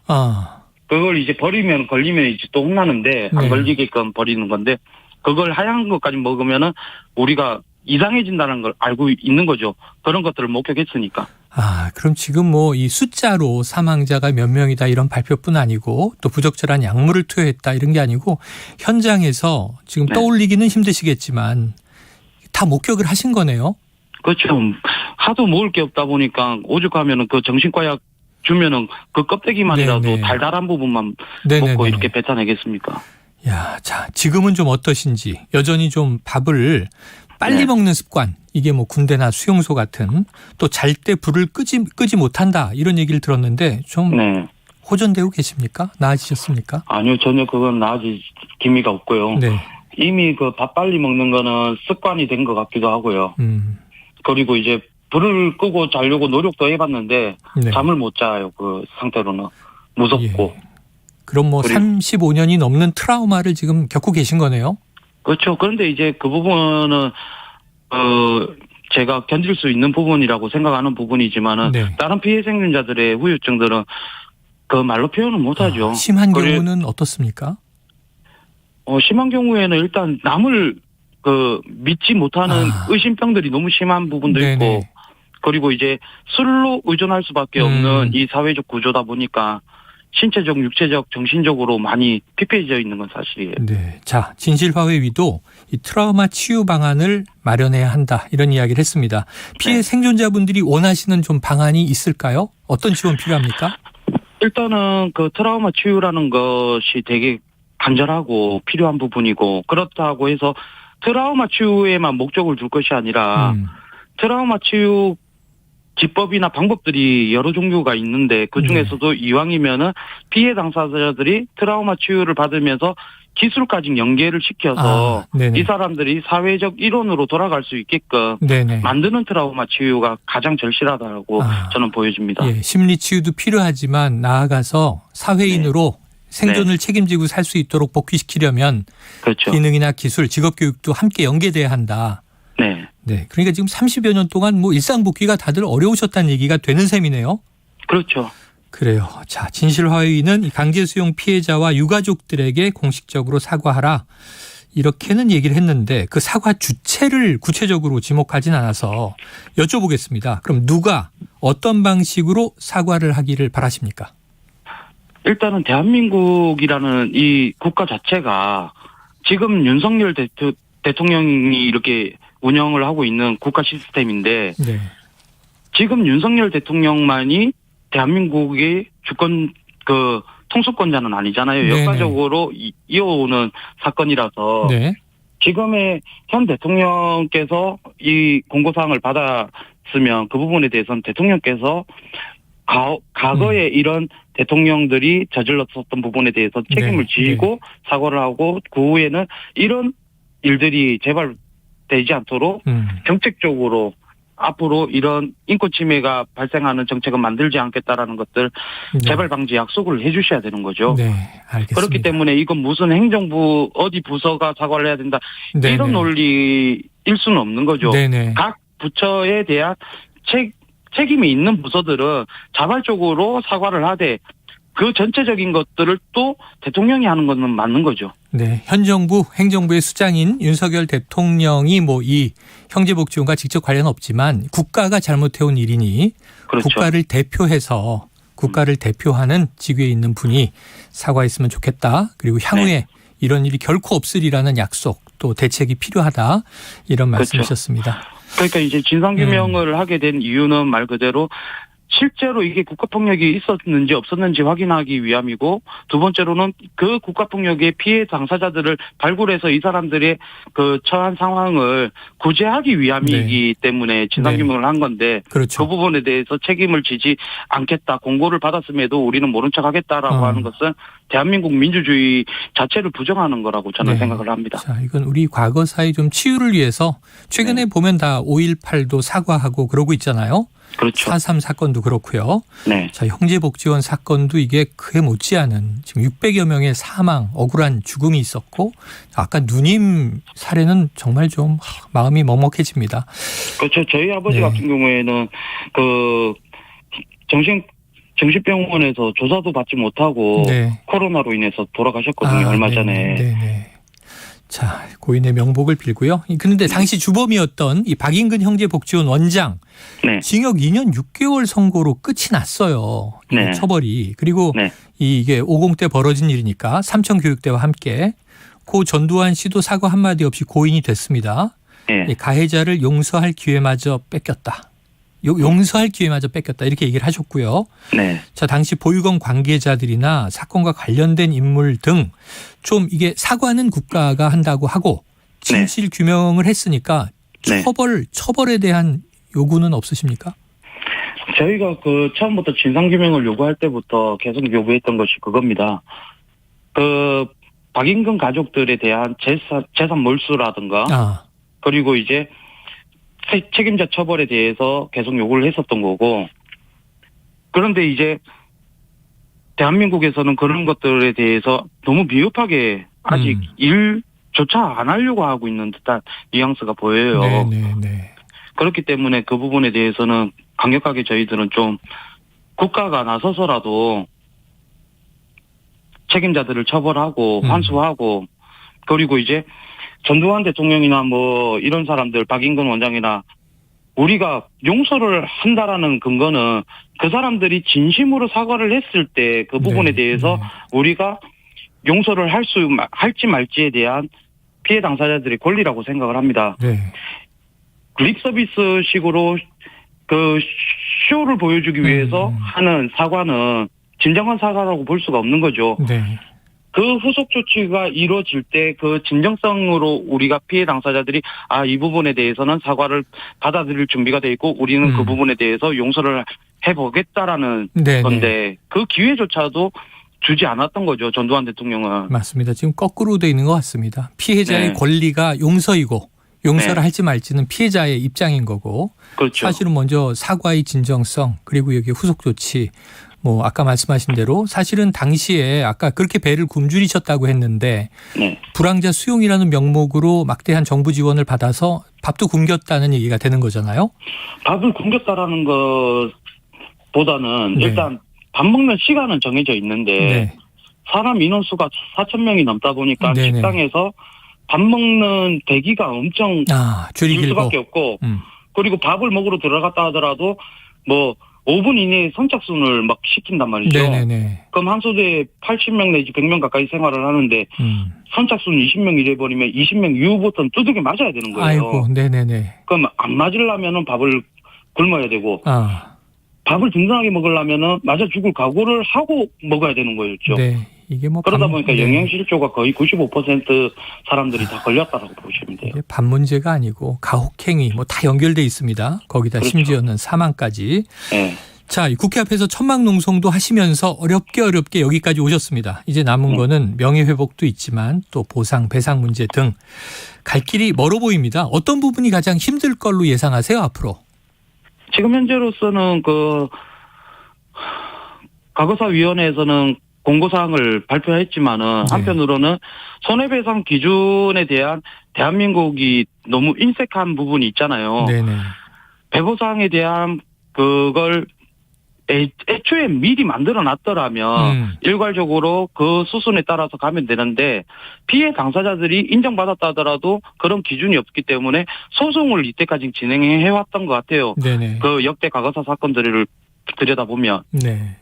그런데 그 역대 그 소송 과정에서도 보면은 하나하나 쉽게 바로 정부로부터 피해 배상을 받은 것도 없고 받았다 하더라도 또다시 꼬투리가 잡혀가지고 환수당하거나 막 이런 경우들이 너무 많은 거죠. 네.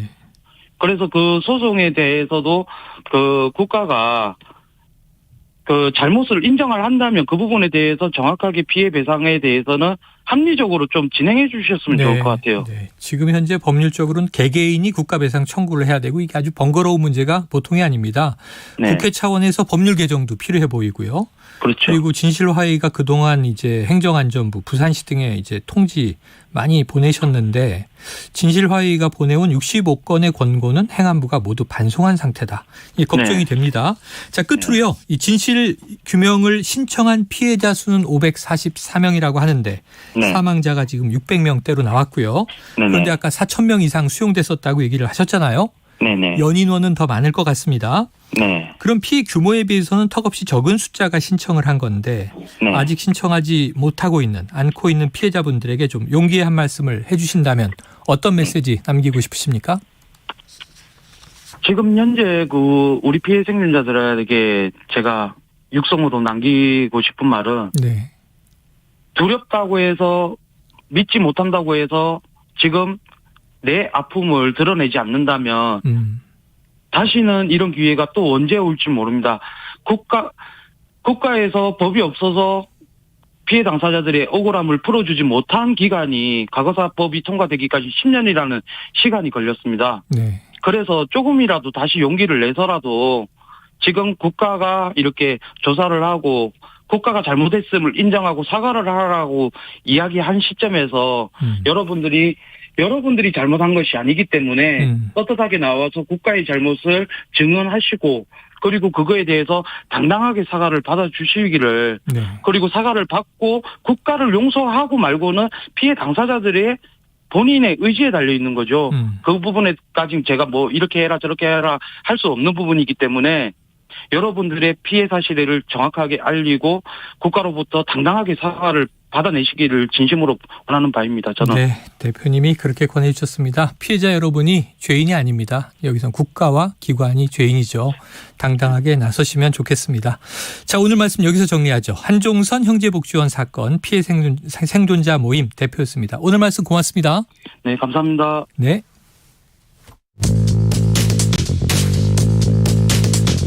최영일의 시사본부는 여러분과 함께합니다. 짧은 문자 50원, 긴 문자 100원이 드는 샵 9730. 라디오 어플 콩과 유튜브는 무료로 참여하실 수 있습니다.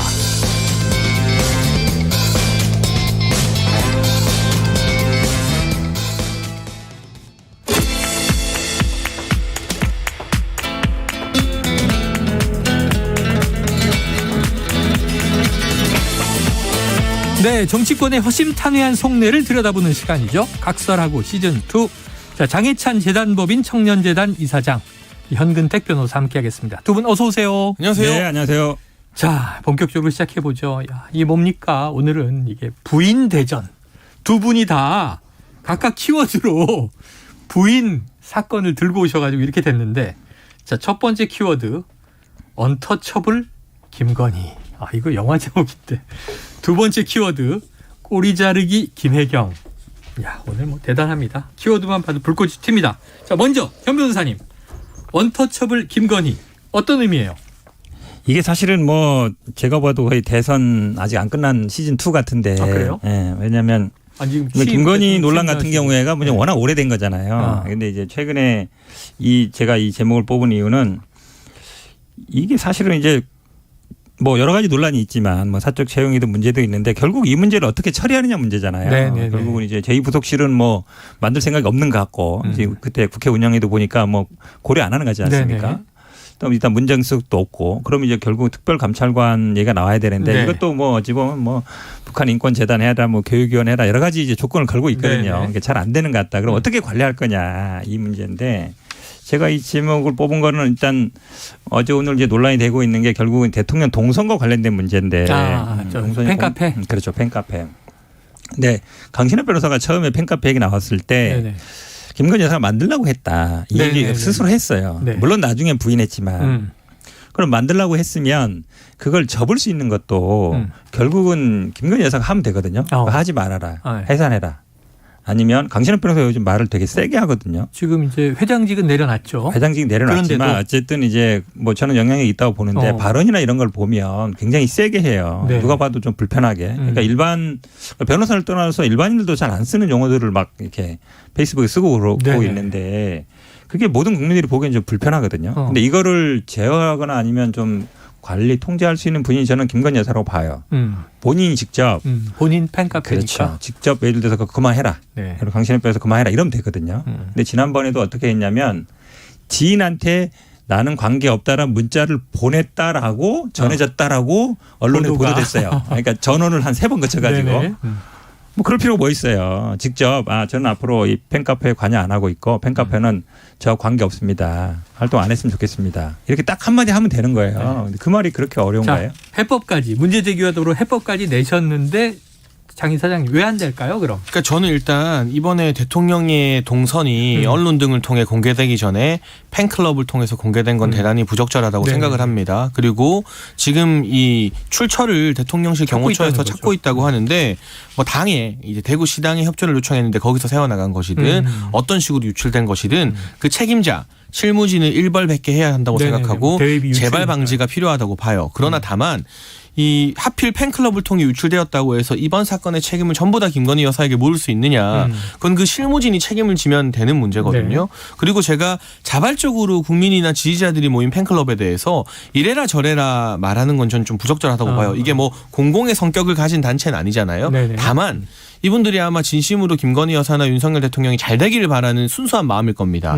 그렇다면 지금 많은 분들이 조언하는 것처럼 어떤 방향의 활동을 하는 것이 김건희 여사나 윤석열 대통령에게 더 도움이 되는지 내부적인 어떤 숙고나 토론의 시간을 한번 가져보시면 좋겠다. 저는 그 정도의 조언은 드리고 싶고요.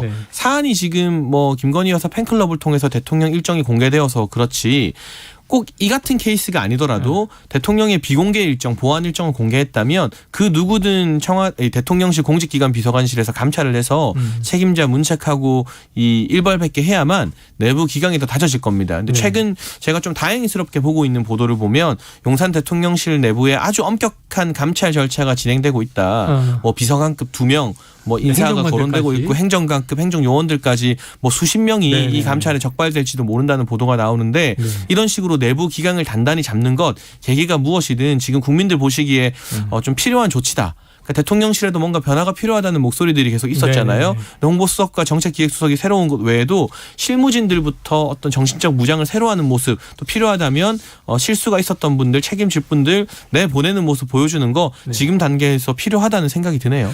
자, 이 부분 조금 더 말씀드리면 이게 어쨌든 법적으로는 이제 그 2급 비밀에 해당되는 게 맞고 이게 예전에 누설됐을 때 언론사 같은 경우에는 뭐 몇 개월 출입 정지당한 적도 있고 또 그다음에 실무자 같은 경우는 형사 처벌 받은 적도 있어요. 그런데 지금 이제 뭐 대구시당에서 뭐 아름아름으로 대구시당 그러니까 국민의힘 대구시당에서 아마 나온 거 아니냐라고 얘기하는데 그게 좀 말이 안 돼요. 지금 언론사 취재에 의하면 대구시당에서 우리 그런 적 없다라고 얘기하고 있거든요. 그러면 왜냐하면 이게 처음이 아니란 말이죠. 5월 달에도 사진이 어쨌든 그 대통령실 사진이 유출됐을 때도 강신업 변호사가 뭐가 문제냐 받아서 그냥 줬다 올린 거다 이랬거든요. 그 당시에 논란이 됐지 않습니까? 왜냐하면 그냥 뭐 개인 집에서 한 게 아니잖아요. 대통령실이라든지 군부대라든지 이런 데는 촬영 자체가 굉장히 엄격한 데예요. 허가를 받아야 되는 거거든요. 근데 그게 결국은 공적 조직을 통하지 않고 그러니까 사적으로 그냥 흘러다닌 거잖아요. 그러니까 그런 예전 사례가 있기 때문에 이번도 강하게 의심하는 거거든요. 그러니까 예를 들어서 만약에 이번에도 누군가 누설했는데 과거와 같처럼 이게 뭐 감사를 해서 나온 다음에 그 사람에 대해서 뭐 징계를 한다든지 하면 모르겠지만 지금처럼 뭐 여기저기서 그냥 떠다니다가 그냥 알려졌다 이렇게 위야무야 해버리면 결국은 아무도 책임 안 진다는 것으로 갈 수 있잖아요. 저는 뭐 그렇게 갈 가능성도 있어 보입니다. 그래서 이제 이게 지금 이제 유출 문제는 이게 조사 중이라니까 아까 뭐 이 장 이사장님 동의하신 것처럼 이거는 정말 문제가 있는 거니까 일벌백계 해야 된다 하고 팬카페는 이게 자발적 또 민간인 커뮤니티니까 뭐 법적으로 해산 이렇게 할 수는 없는 거고 알아서 해주길 바란다는데 문제는 그 최근의 사안들이 아니라 누적돼 있는 것들의 문제 때문에 언터처블이라는 수식어를 부르신 것 같아요. 이게 보니까 재밌네요. 홍준표 대구시장은 영부인 팬카페를 해산해야 한다. 같은 여권 내 지자체장이 이렇게 주장을 했고 막시무스를 자처한 이준석보다 더 코미디다 이렇게 얘기를 했어요. 근데 여기에 전 회장인 그 강 변호사가 좀 방송 용어는 안 됩니다. 뭐 XXX 닥쳐라 이런 이제 비난을 또 올리고 거친 장외전이 가는데 그러다 보니까 이제 이 책임 소재가 자꾸 김건희 여사 쪽으로 가는 것 같아요. 또 최근에 논문 표절 논란에 대한 국민들 그렇죠. 결정. 네. 그다음에 거기서 또 더 나가서 지금 허위 경력 관련해서 경찰의 무혐의 이런 것들이 다 결국은 터치를 못하는 거 아니냐? 그렇죠. 이 얘기인 거죠. 국민대도 물론 뭐 있었지만 아마 뭐 몇 페이지는 그대로 복사하는 게 많다는 거지 않습니까? 네네. 근데 어쨌든 뭐 표절 아니다. 심지어 검증 못한다라는 네네. 얘기 있었고 학력 허위 경력 문제도 사실은 대선 때 많이 논란이 됐습니다만 지금 뭐 공식 발표는 아닙니다만 언론 보도에 의하면 불성취할 거다. 한마디로 하면 혐의 없음 결정할 거다라는 얘기가 나오고 있지 않습니까? 이게 결국은 이제 뭐 공소시효 걸린 문제도 있었는데 생각해 보시면 돼요. 그러니까 조국 전 장관 사건 때 보면 표창장이라든지 무슨 뭐 인턴 증명도 그거 뭐 압수수색하고 막 그랬거든요. 근데 김건희 여사 학력 경력 관련 물에서 뭐 경찰이 어디 뭐 대학교 압수수색했다는 얘기 들어본 적 있어요? 네. 저는 못 들어봤어요. 그러니까 어쨌든 수사에 있어서 벌써 다르게 본다는 얘기거든요. 뭐 주가 조작 얘기는 더 할 얘기도 없죠. 그렇게 본다 그러면 결국은 지금 누구도 이 김건희 여사 문제에 대해서는 얘기를 못 한다. 예를 들어서 지금 사적 채용 문제라든지 아니면 지금 예를 들어 팬카페 문제라든지 이런 것도 만약에 정상적으로 굴러가는 데라 그러면 예를 들어 대통령실 같은 데서 누가 뭐 예를 들어서 이거 부적절하다. 당신의 변호사 더 이상 이제 해하지 말고 팬클럽은 우리와 공식하고 관계 없으니까 해산하라든지 이랬으면 좋은데 그걸 안 하잖아요. 그래서 저는 사실은 이 정부를 저는 이제 윤석열 정부가 장동건을 개인을 지칭하는 건 아니고 네. 장동건이 장악하는 게 아닌가 이런 생각이 들어요. 우리가 이제 당정청 얘기하잖아요. 네네. 당정대 네네. 이렇게 얘기하는데 사실은 당은 제가 봐도 이제 장동건 장제원 의원이 장악하고 있는 것 네. 같고 그다음에 정부라 그러면 내각을 얘기하는 거잖아요. 그렇죠. 한동훈 장관이 거의 실세인 건 맞잖아요. 네. 왜냐하면 인사검증을 다 하기 때문에 뭐 차관하는 분들은 나중에 장관하고 그렇게 또 싶으면 권한이 늘었네요. 당연하죠. 이게 단순히 예전에 법무부가 아니란 말이죠. 그럼 대통령실은 누가 장악하고 있느냐? 당연히 대통령이 장악하고 있겠지만 지금 나오는 거 보면 김건희 여사는 못 건드리는 것 같아요. 왜냐하면 지금 막 뭐 검찰 출신, 윤핵관 출신들 싸움이 있지만 코바나라든지 이런 사람들은 안 건드린다는 얘기잖아요. 그렇게 본다 그러면 거의 장동건이 장악하고 있는 게 아닌가. 장제원. 또 엉뚱하게 한동훈, 김건희. 배우가 소환이 됐는데 어떤 반론 있으십니까? 일단은 제가 좋아하는 장동건 배우께 요즘 유행어로 심심한 사과드립니다. 대신하여 현근택 변호사의 개인 의견입니다. 네. 개인 의견이죠 당연히. 네. 장동건 씨가 시사본부에 강력 항의해 주셨으면 좋겠고요. 근데 가끔 보면 뭐 고소영 내가 강부자 내가 이렇게 그렇죠. 연예인들 이름이 하필 또 고소영 씨가 장동건 씨 배우자잖아요. 그러네요. 그러니까 민주당이 그 부부한테 너무한 거 아닙니까? 네, 그렇고요. 자. 이제 농담은 여기까지 하고 네. 저는 최근에 알려진 보도를 보면 6월부터 알리지 않고 김건희 여사가 수해 지역 복구 최소한의 인원으로 하고 있잖아요. 이 봉사활동 하셨는데 뭐 사진 한 장 외부로 공개하지 않더라고요. 이런 이 좋은 일에도 힘쓰고 있는데 야당이 정치적 공세를 위해서 너무 무리한 프레임으로 몰아가는 것이 아니냐. 일단 도이치모터스 주가 조작 의혹과 관련해서는 이게 윤석열 정부에서 수사 시작한 게 아닙니다. 문재인 정부 한창 힘 좋을 때 서슬 퍼런 시기에 이성윤 중앙지검장이 1년 6개월 정도 들여다봤는데 그때 또 검찰총장은 박범계 전 장관의 고등학교 후배인 이정수 전 이제 검찰총장이었거든요.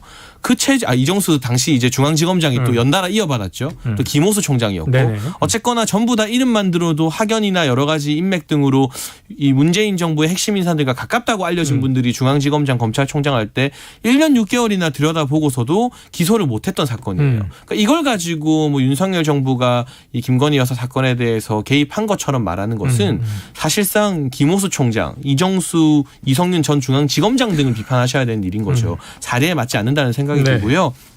뭐 이번에 경찰에서 무혐의 송치한 것도 도의적으로 사실 김건희 여사가 지난 대선 과정에서 국민들께 사과 기자회견 한 적이 있잖아요. 네네. 그러한 부분 말고 이걸 정말 법리적으로 다퉈서 이 기소를 할 만한 사안, 수사를 할 만한 사안인지에 대해서는 국민대나 여러 대학의 이 학계의 자율적인 조사 결과에 의존해서 판단을 내렸을 겁니다. 저는 그래서 그 당시 이제 국민들께 사과 기자회견했던 어떤 도의적인 부분에 대한 죄송한 마음, 뭐 명구스러운 마음 등은 가질 수 있겠으나 이게 경찰이 나름의 근거를 가지고 판단했는데 요즘 세상에 뭔가 지금 대통령 배우자라고 해서 할 수사를 안 하고 뭐 안 할 수사하고 저는 이런 세상은 아니라고 보거든요. 그 부분은 좀 자꾸 김건희 여사를 매개로 해서 이 정쟁을 전개해 나가려는 민주당의 억측이다라는 생각이 들고요. 김혜경 씨 이야기는 제가 2부에 준비했으니까 일단 충분히 넘어갈 하겠습니다. 거고요. 한 3분 후에 넘어갈 건데 장 이사장님 이렇게 얘기가 나온 김에 틀림없이 현 변호사님 그 얘기를 하실 것 같은데 좀 제2부속실까지는 아니어도 폐지가 공약이니까 공적 관리 조직이 필요한 거 아니냐 하는 여야의 목소리는 어떻게 보세요? 전 동의해요. 제가 계속해서 이야기했던 게 제2부속실은 오히려 그 부속실장이 새로운 권력자로 또 야당의 공격을 받을 수 있기 때문에 그보다 낮은 급으로 부속실장 휘하에 이제 예전에 제2부속실 역할을 담당하는 배우자 팀 정도가 공식적으로 있으면 좋겠다. 그러면 이 팀장은 아마 비서관급이 아니라 선임행정관급 정도가 되겠죠. 그럼 큰 이제 비서관급에 해당하는 권력자도 아닌 것이고 부속실장의 지휘나 관리 감독을 받으면서 여러 가지 업무들을 정무적으로 잘 처리할 수 있는 조언하고 조력하는 그런 어떤 배우자 팀 신설 정도는 제가 꾸준하게 이야기를 높여왔었고요. 여야 내부에서도 공감대가 있는 것 같습니다. 자, 요거 지금 이제 두 번째 김혜경 씨 이슈로 넘어가기 전에 모처럼 나오셨으니까 매주 오시진 않으니까 장해찬 이사장이 또 연루된 설전도 있어요. 연루라고 말하면 뭔가 부적절한. 그러면 것 같고. 관련된? 네. 같이 엮인. 네. 2시 청년, 10시 청년 요새 이 국민의힘 내에서 이준석 전 대표와 관련해서 좀 젊은 정치인들이 이 공방이 있어요. 장 이사장 뒤에 배우가 있는 것 같다. 이런 얘기를 또한 저희 임승호 전 대변인 인터뷰했는데 혼자 이러는 건 아닌 것 같다.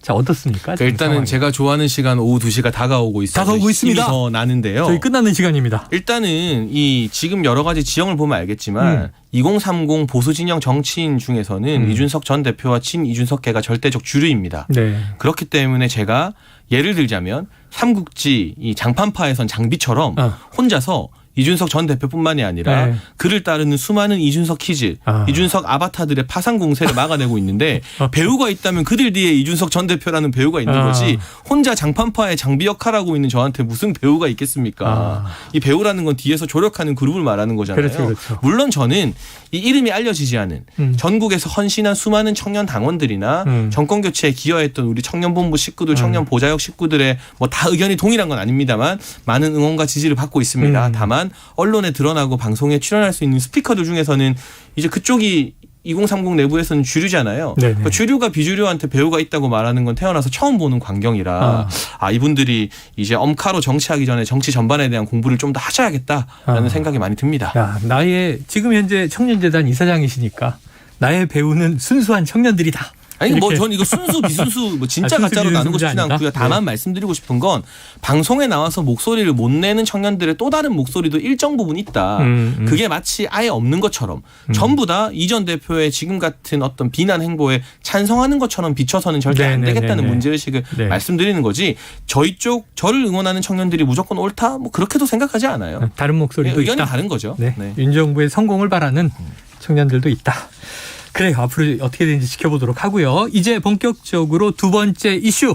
요건 이제 장해찬 평론가가 뽑아오신 꼬리 자르기 김혜경 취지를 발표해 주시죠. 네, 지금 이 김혜경 씨가 경찰 수사를 받고 뭐 기소될 가능성, 그 의견으로 송치될 가능성이 높다는 보도가 나오고 있는데 이재명 의원이 김혜경 씨 경찰 수사 받은 날 SNS에 글을 올렸어요. 네네. 보면 내용은 이겁니다.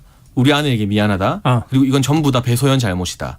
그 성남시청과 경기도청에서 도대체 무슨 업무를 했는지 보고서 한 장 만들지 않았는데 거의 8년 내내 김혜경 씨 의전 업무만 전담한 것으로 알려지고 있는 배소연 씨가 본인이 자의적으로 경기도 법카를 사용해서 음식물 등을 제공했고 김혜경 씨는 그 대가를 충분히 현금으로 돌려줬는데 그걸 뭐 채워넣지 않았다는 등 모든 잘못을 배소연 씨에게 돌리는 꼬리 자르기 같거든요. 그런데 이게 일반 국민의 상식에서도 그렇고 법리를 치열하게 다투는 법정에서 과연 통용될 만한 꼬리 자르기인가 말이 안 된다. 그리고 7만 8천 원, 180만 원 교묘한 프레임을 쓰는데요. 국민의힘 선대본이 지난 대선 과정에서 의혹을 제기했던 것 언론을 통해서 나오고 있는 보도로는 5억 5천만 원 상당의 국고손실죄 혐의가 적용 가능하다고 생각을 합니다. 이제 배사무관의 이제 급여까지 포함한 거죠. 그렇죠. 왜냐하면 그분은 이 시정이나 도정보라고 국민 세금으로 월급 준 건데 시정 도정 아무것도 안 하고 김혜경 씨 전담만 했다면 법적 근거 없이 국고를 손실시킨 게 되는 거니까 그 급여 약 3억 정도 이상이 포함되는 것이고요. 또 법인카드 사용액도 7만 8천 원이다 180만 원이다 하는데 이 언론 보도를 보면 저는 기사의 근거에서 말씀드리면 경찰에서는 약 2천만 원 이상으로 판단하고 있는 것 같아요. 그러니까 이런 이 꼬리를 자르면서 마치 7만 8천 원 하나 때문에 김혜경 씨가 경찰 소환된 것처럼 말하는 전형적인 물타기다라는 말씀을 드리겠습니다. 법률적 사안이기 때문에 오늘 특별히 변호사를 모셨습니다. 현근택 변호사님 얘기해 주시죠. 법적인 얘기는 너무 많이 해가지고 이제 논란이 되는 건 이게 7만 8천 원 이게 프레임. 네네네네. 이거 사실 경찰 스스로 만든 거예요. 예. 왜 그러냐면 78,000원은 대선 때 안 나온 얘기예요. 대선 때는 법인카드를 사적으로 썼느냐 안 썼느냐 뭐 그거를 1,000만 원 넘는 그렇죠. 그걸 지시했느냐 안 했느냐 있기 때문에 그때는 안 나오던 얘기인데 왜 나오느냐. 이거는 결국은 공직선거법 때문에 나온 얘기거든요. 네네네. 제가 사실은 이 사건을 8월 중순에 결론 내린다고 했을 때 좀 의아하게 생각했어요. 왜 전당대회 전에 발표한다고 그렇죠. 그랬는데. 왜냐하면 이 경기도 법인카드 문제는 횡령 배임이나 국고손실 문제예요. 네네. 그거는 공소시효가 뭐 4, 5년, 6, 7년이기 때문에 여유가 있어요. 9월 말까지 끝낼 이유가 없어요. 9월 초까지. 근데 8월 말까지 했을 때 이 얘기가 나왔거든요. 결국은 공직선거법. 왜 공직선거법을 물고 갔냐면 이건 이재명 의원을 끌어들이기 위한 거예요. 공직선거법이라는 거는 그 당시 후보일 때 본인의 배우자가 식사 대접했다. 네. 그거잖아요. 그게 결국 78,000원이거든요. 네네. 그러면 결국은 78,000원을 끌고 들어간 거는 경찰이다. 어쨌든 9월 공직선거법으로 9일이 공소시효 만료니까. 공소시효 만료이기 때문에. 그리고 이 공직선거법이 돼야만이 이재명 의원이 문제가 됩니다. 왜냐하면 본인이 경선 때 부인이 가서 밥을 사줬다. 78,000원어치. 뭐 그걸 이제 경기도 위해서. 법인카드로 긁었다. 이거거든요. 그거에 대해서 또 A 씨가 뭐 자기 폭로했기 때문에 결국은 그러면 이거는 당초에 78,000원이 문제될 이유가 없어요. 물론 10,000원이라도 밥을 사주면 그게 선거법 위반은 되는 거죠. 근데 당초에 논란과는 좀 벗어나 있는 거죠. 당초에. 그래서 저는 오히려 포인트 자체를 좀 어긋났다고 보고. 78,000원 논란은 경찰이 시작한 거다. 그럼요. 왜 이거를 8월 말에 수사 끝내고 당초에 문제가 안 됐던 공직선거법 문제로 몰고 간 거잖아요. 네네. 그러니까 법인카드로 저는 이 5시간 조사 받았다 그랬는데 경찰 조사 5시간 하면요. 한두 시간 정도는 그냥 신원 확인하거든요. 지문도 찍고 그다음 뒤에 가면 또 확인도 해야 돼요. 조서 다 읽어보고 지장 찍어야죠. 실제 조사하는 시간은 한 3, 4시간밖에 안 돼요. 그런데 당연히 부인했겠지만 이 부분이 별 물어볼 게 없지 않았나도 생각 싶어요. 왜냐하면 물론 78,000원 말고도 물어봤겠죠. 법인카드 경기도 법인카드에 든 건 배모 씨나 A 씨 다 소환 조사를 했으니까 그 내용 물어봤을 텐데 큰 내용은 없는 것 같아요. 5시간이면 저도 조사도 많이 가보잖아요. 보통 그렇죠. 한 건 간단한 예를 들어서 명예훼손이나 발언 한 건 정도 하면 이 정도 조사해요.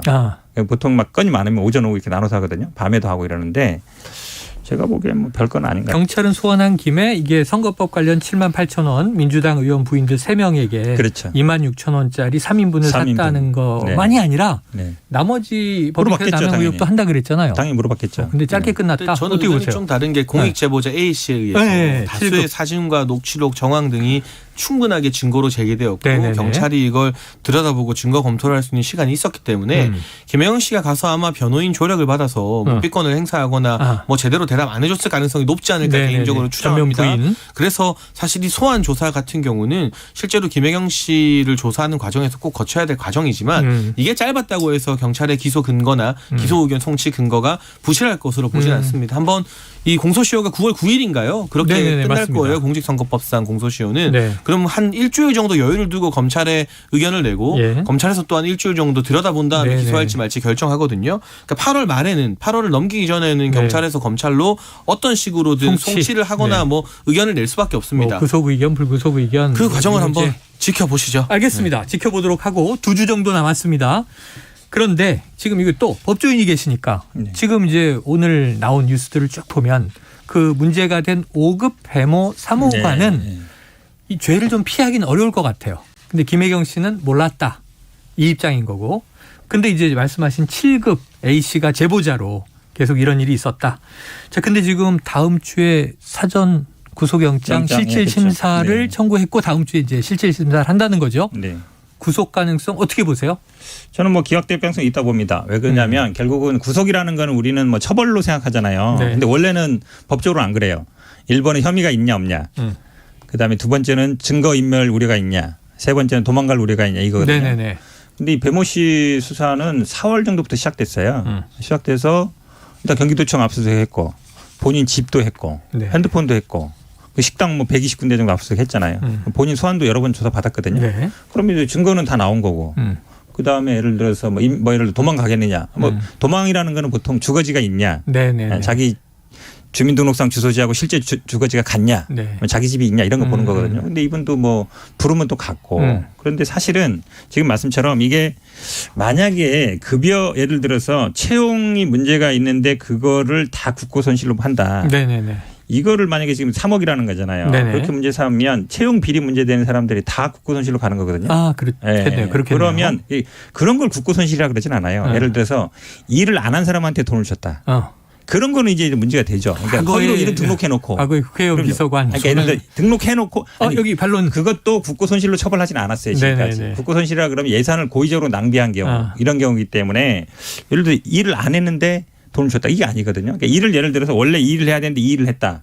근데 이게 어쨌든 일을 한 거예요. 근데 그런 거를 제가 보기에 다 잡으면 물론 뭐 경찰이야 뭐 그런 의견을 할 수 있겠지만 네. 국고손실이라는 거는 예산을 잘못 썼을 경우 예를 들어 우리 지난번에 뭐 국정원 같은 경우 원래 특활비인데 그거를 뭐 청와대 갖다 줘서 그걸로 뭐 여론조사했을 경우 이런 경우 쓰는 것이지 그래요. 제가 보기에는 급여까지 국고손실로 잡아가는 건 좀 무리라고. 경찰 의견 전에 장폴리스 말씀하시죠. 딱 듣다가 이거다. 이거다. 근데 일을 안 했죠. 배소연 씨는. 일을 안 했다. 그러니까 이 김혜경 씨 의전 업무나 이 소위 말하는 수발 업무는 일이 아닙니다. 그게 경기도청이나 성남시청의 공무원 뽑는 채용 근거로 있지도 않고요. 법적으로 이 시장이나 도지사 배우자 도와주는 업무가 아무 근거가 없어요. 직무 매뉴얼이 그러니까 없다. 이 일을 해야 되는데 다른 일을 한 게 아니라 네네. 일을 안 한 겁니다. 네. 그리고 그 공익제보자가 제공한 녹취록에 보면 자기가 일 안 하는 거 지켜보는 기자들이 있으니 자기 자리 비었을 때 불 켜놓으라는 지시까지도 배소연 씨가 했잖아요. 일 안 했다는 확고부동한 증거입니다. 본인 자신도 알고 있었다. 예, 그래서 일을 안 하고도 사실상 허위로 이름을 올려놓고 3억 원이 넘는 급여를 국가로부터 받아낸 것이기 때문에 뭐 제가 변호사는 아닙니다만 지금까지의 언론 보도를 보면 국고손실죄가 적용될 만한 그런 가능성이 높지 않을까 싶고 만약 이런 식으로 정치권에서 일을 안 하거나 법적인 근거 없이 세금을 누군가에게 지급하는 행위가 있다면 이제부터라도 일벌 100개 하는 모범 전형으로 삼아야겠죠. 네. 당연히 그거 문제 삼아야 되는데 예를 들어 이런 거예요. 지금 우리가 계속 김건희 여사 수행할 때 그 사람들 뭐 하냐 이렇게 얘기하잖아요. 365일 수행하고 있는 게 아니거든요. 맞잖아요. 그 소속도 저 부속실도 아니에요. 딴 데 있는 거거든요. 일 있을 때만 하는 거예요. 네. 이분도 사실은 이 소속실이 아니에요. 그러면 뭐 지사 부인이 360일 매일 하겠습니까? 어쩌다 일 있으면 이러는 거죠. 그런 거기 때문에 당연히 그럼 일을 하지 그러면 매일 놀고 있다가 갈 때 가서 하겠습니까? 그러니까 아침 저녁 여사만 만약에 문제가 만약 어떤 행사를 하거나 이러면 물론 당연히 대통령 부인은 부속실에 소속돼 있지만 네네. 지사 부인은 그건 아니거든요. 그렇지만 어떤 공적인 행사를 할 때는 하거든요. 그건 이제 관행상 하고 있는 거니까 이제 그런 역할이 이 사람이 뭐 집 옆에 맨날 있으면 아침 저녁으로 출퇴근하고 그건 아니잖아요. 알겠습니다. 저는 그렇다면 뭐 업무와 관련된 보고서나 회의 참여 기록 하나라도 남아 있을 것 같은데 네네네. 그 부분 경찰이 또 잘 들여다보겠죠. 자, 그럼 이제 3억여 원의 지금 인건비가 국고손실이냐 아니냐인데 이 배모 사무관이 그럼 그동안 기간 동안 일했던 것에 업무를 어디까지는 공적, 어디까지는 사적 해서 이게 업무 시간에 뭐 불법적 의전을 했다. 그러면 금액이 좀 달라질 수는 있겠네요. 알겠습니다. 자, 요거 하나 여쭤봐야 되겠네요. 자, 더불어민주당 지지층에서는 김건희 여사 수사와 김혜경 씨 수사 이걸 좀 이제 형평성에 어긋나지 않느냐 하는 문제 제기를 해요. 어떻게? 김건희 여사 도이치모터스 의혹 관련 수사는 제가 앞서 언급한 것처럼 전 정권에서 1년 6개월 이상 했는데? 기소도 못하고 결론을 내지 않고 계속 끌고 있었습니다. 이게 도저히 법리적으로 기소가 불가능하지만 그래도 무혐의 처분하면 대선에 영향을 끼칠까 봐 저는 이성윤이나 이정수 같은 이 친문 성향 중앙지검장들이 억지로 붙들고 있었다고 판단을 하거든요. 김혜경 씨 관련된 수사 공직선거법 공소시효 때문에 6개월도 안 하고 지금 이렇게 넘어가게 되는 겁니다. 형평성 비교해 보면 한동훈 장관이 이번에 국회 나와서 지난 문재인 정부 초기에 전 정권 수사했던 거 10분의 1도 안 하고 있다 말한 것처럼 오히려 김건희 여사 측에서 더 억울해야 될 일이 아닐까 싶습니다. 짧게 한번 답변 짧게 얘기하면요. 지금 학력 경력 문제는 결국은 이제 뭐 사기, 사문서 위조, 행사, 업무방해 이런 건데 뭘로 지금 결정하냐고 나오면 공소권 없음 결정한다는 얘기가 나와요. 네네네. 한마디로 얘기하면 공소시효 지났다. 사실 그때도 공소시효 굉장히 문제됐어요. 대선 때도. 지난 게 있고 안 지난 게 있다. 지금 이제 공소시효 끝나서 지금 없다는 식으로 얘기하는데 어쨌든 만약에 공소시효가 남아있다 그러면 예를 들어 조국 장관 사례를 보면 지금 예를 들어 서일대, 수원여대, 안양대, 국민대 압수수색을 해야 돼요. 해야 되잖아요. 안 하잖아요. 그럼 거기에 대해서 소환 조사를 해야 되잖아요. 안 하잖아요. 자꾸 주가 조작 얘기하지 마시고 대선 때 불거진 경력 허위 경력 학력 문제. 그다음에 예를 들어 최근에 문제되는 논문도 마찬가지예요. 논문도 만약에 업무방해 문제 될 수 있거든요. 조사 안 하잖아요. 수사할 수 있는 거예요. 그러니까 국민대에서 했으니까 문제 없다는 게 아니라 다 고소고발 들어가 있는 거거든요. 지금 이제 사적 채용 문제나 뭐 수의계약 했다는 문제들도 다 고발 들어가 있어요.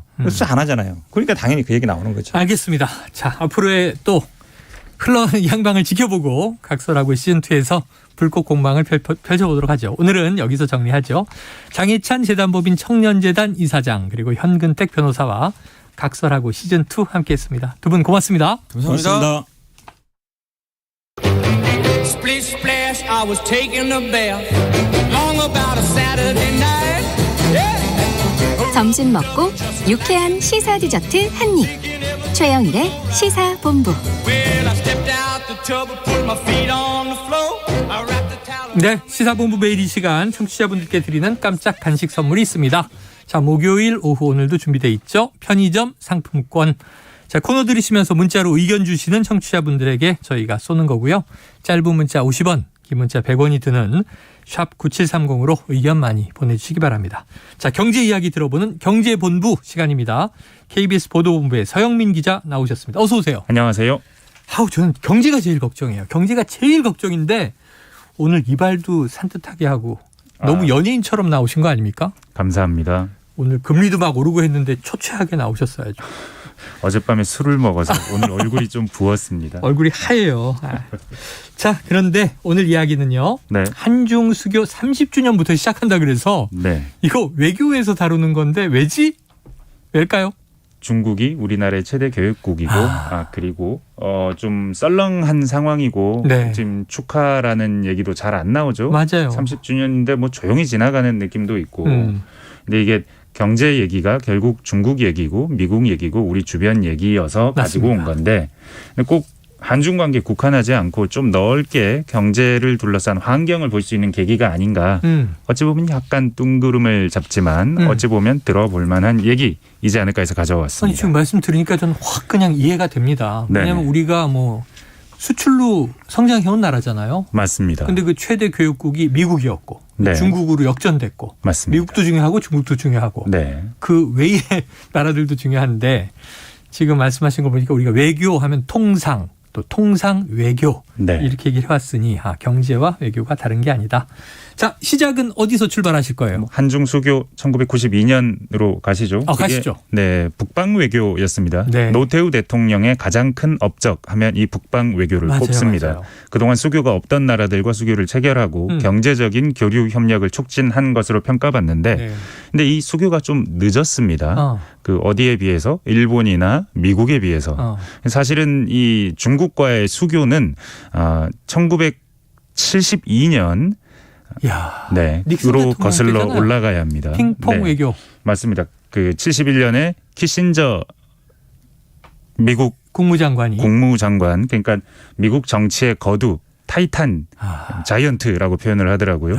그때 아직 살아 계십니다. 주계 장막에 99만. 현재는 99. 네, 살아 내년에 있습니다. 키신저 100주년 뭐 나오겠네요. 그렇습니다. 근데 지금도 책을 내고 있습니다. 새 책을. 대단해요. 네, 이번에 리더십이라는 책을 네. 냈는데 곧 우리나라도 번역이 될 것 같은데. 네. 근데 이분이 그 중국에 가서 주계 장막 여러 젖힙니다. 그렇죠. 그때 가는 것도 상당히 참 화제가 됐던 것이 조용히 아시아 순방 중에 파키스탄 대통령 전용기를 타고 조용히 베이징에 가서 저우언라이를 만나서 20시간 동안 대화를 나누고 자 이제 우리 뭐 다시 좀 잘 해봅시다. 저우언라이 이렇게 저희 때는 그냥 주은대 이렇게 유명했는데. 네, 맞습니다.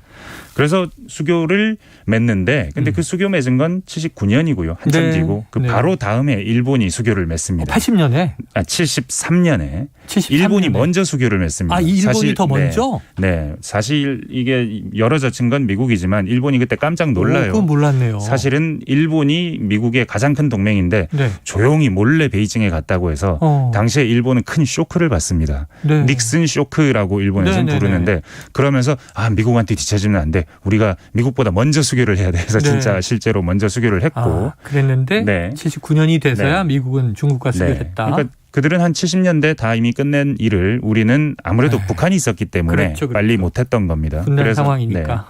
그래서 우리는 90년대 수교를 했고 결국 이 얘기가 이 동아시아의 어떤 평화의 질서를 가져온 거죠. 싸우지 말자. 우리 군비 경쟁도 하지 말고 싸우지 말자. 그럼 뭘 할 거냐. 우리 경제 발전하자라고 된 거죠. 사실 최근에 중국을 다룬 책으로 좀 유명세를 탔던 책 중에 하나가 짱깨주의의 탄생이라는 김희교 씨 교수가 쓴 책인데 네네네. 당시 이 키신저 협약을 이렇게 평가합니다. 닉슨이 이렇게 말했다는 거죠. 이 작은 지구 위에 10억 명이나 되는 잠재적으로 유용한 사람들이 분노의 고립 상태에서 살아갈 공간은 없다. 나와라. 지구시장으로 나와라 해서 중국이 나왔고 그래서 중국의 부상 혹은 그 경제적 발전을 미국이 도왔고 대신 중국은 미국을 인정했죠. 니네가 글로벌 짱 오케이. 그렇게 서로 인정해주고 또 미국도 중국의 시장에 진입할 권한을 얻음으로써 서로 윈윈하는 게임이었다라고 평가가 됩니다. 이게 동아시아에 자리 잡은 질서입니다. 그때는 20세기고요. 미소 냉전이 아주 삼엄할 때입니다. 근데 중국을 미국이 친구로 끌어들였다. 자, 미국뿐 아니고 세 나라 모두 우리나라 포함해서요. 미일 그리고 우리나라. 중국과의 관계 정상화는 일단 경제적으로는 득이 된 거죠? 네, 우리 92년에 수교했다고 말했는데 93년부터 올해까지, 작년까지 단 한 해도 그러지 않고 우리는 계속해서 무역 흑자를 거뒀습니다. 중국에 대해서? 중국은 우리의 큰 고객입니다. 29년간 계속 흑자를. 그러니까 중국하고 장사해서 우리는 지금까지 이익만 본 겁니다. 손해보지 않았습니다. 왜냐하면 중국이 이렇게 산업화를 할 수밖에 없었기 때문에 한국에서 온 중간재를 가지고 최종 제품을 만들어서 전 세계로 특히 미국에 파는 종류의 산업으로 중국은 성장했기 때문에 우리가 필요했기 때문에 우리 걸 많이 갖다 썼고 대신 우리는 일본 소재와 부품과 장비를 갖다 썼죠. 우리는 이 중간재를 만드느라 정신이 없으니까 소재 부품 장비는 다 일본에서 결국 이게 하나의 분업 구조인 겁니다. 일본에서 우리나라에서 중국 그래서 제품이 나와서 전 세계에 팔리는 그 체제가 아주 잘 유지가 됐었습니다. 그래요. 지난 30년간 우리나라가 중국과 이제 교육을 시작하면서 내리 흑자를 냈다 하더라도 또 중국도 그 덕에 이제 성장한 게 굉장히 많죠. 맞습니다. 정말 경공업에서 이제 중공업으로 첨단 산업으로 막 약진을 해오고 있는데요.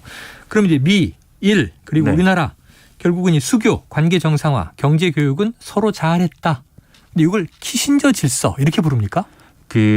이게 많은 사람들이 이 동아시아 질서가 이렇게 안정적인 체제가 어떻게 도입이 됐느냐. 뭐 저기 2차 대전 이전으로까지 거슬러 가는 사람들도 있지만 짧게 본다면 지난 40년이 동아시아가 굉장히 안정적이었고 싸우는 일이 없었고 그래서 경제에 몰입만 하면 되는 어떤 그런 아주 좋은 상황에 있었기 때문에 일본, 한국, 중국이 줄줄이 다 경제 성장을 굉장히 잘했다는 건데 요 바탕이 되었던 질서 요거를 키신저 오더, 키신저 질서라고 부릅니다. 키신저가 열었다는 거죠. 근데 그게 지금 무너지고 있다는 걸 우리가 다 알고 있고. 아니 이게 무너지는 게 눈에 보이잖아요. 지금 21세기 들어와서 90년에 이미 소비에트 연방은 해체가 됐으니까 소련은 없어졌고 러시아의 위상은 좀 쪼그라들었는데 지금 중국이 약진하면서 지금 미중 구도잖아요. G2. 맞습니다. 그래서 우리가 한중 수교 30년을 별로 기념하지도 못하고 있는 상황입니다. 우리 산업 구조가 이것 때문에 또 막 변하는 거예요? 재편되는 거예요? 중국 산업 구조가 이미 바뀌었기 때문입니다. 중국이 예전에는 우리한테서 사와서 그걸 최종적으로 조립을 했는데 이제 중국이 기술이 발전했어요.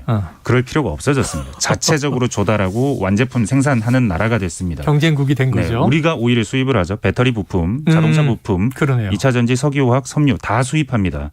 이제 주요 수출품이라고 하면 우리가 확실히 흑자다라고 할 수 있는 건 메모리 반도체 정도밖에 없는 상황이고 중국의 수출 비중도 급감했고 더 충격적인 건 완성품입니다. 사실 삼성 스마트폰이 한때 중국 시장에 한 10몇 %, 20% 가까이 이렇게 점유율을 가져갔었는데 지금 1%가 안 됩니다. 0%입니다. 이제 중국에서 삼성 스마트폰은 팔리지 않습니다.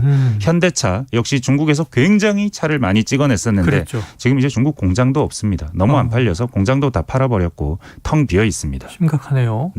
야, 그런 상황이 됐어요. 결국은 미중 갈등 관계가 길어지면서 또 이제 그 이전에 중국의 이제 산업 구조가 막 이제 첨단화되면서 우리 산업 구조도 이제 변화할 수밖에 없는 상황이다. 사실 이게 지금 가장 걱정되는 수치가 그 적자입니다. 아직은 우리가 적자는 아닌데 월간 무역 수지로 보면 월간.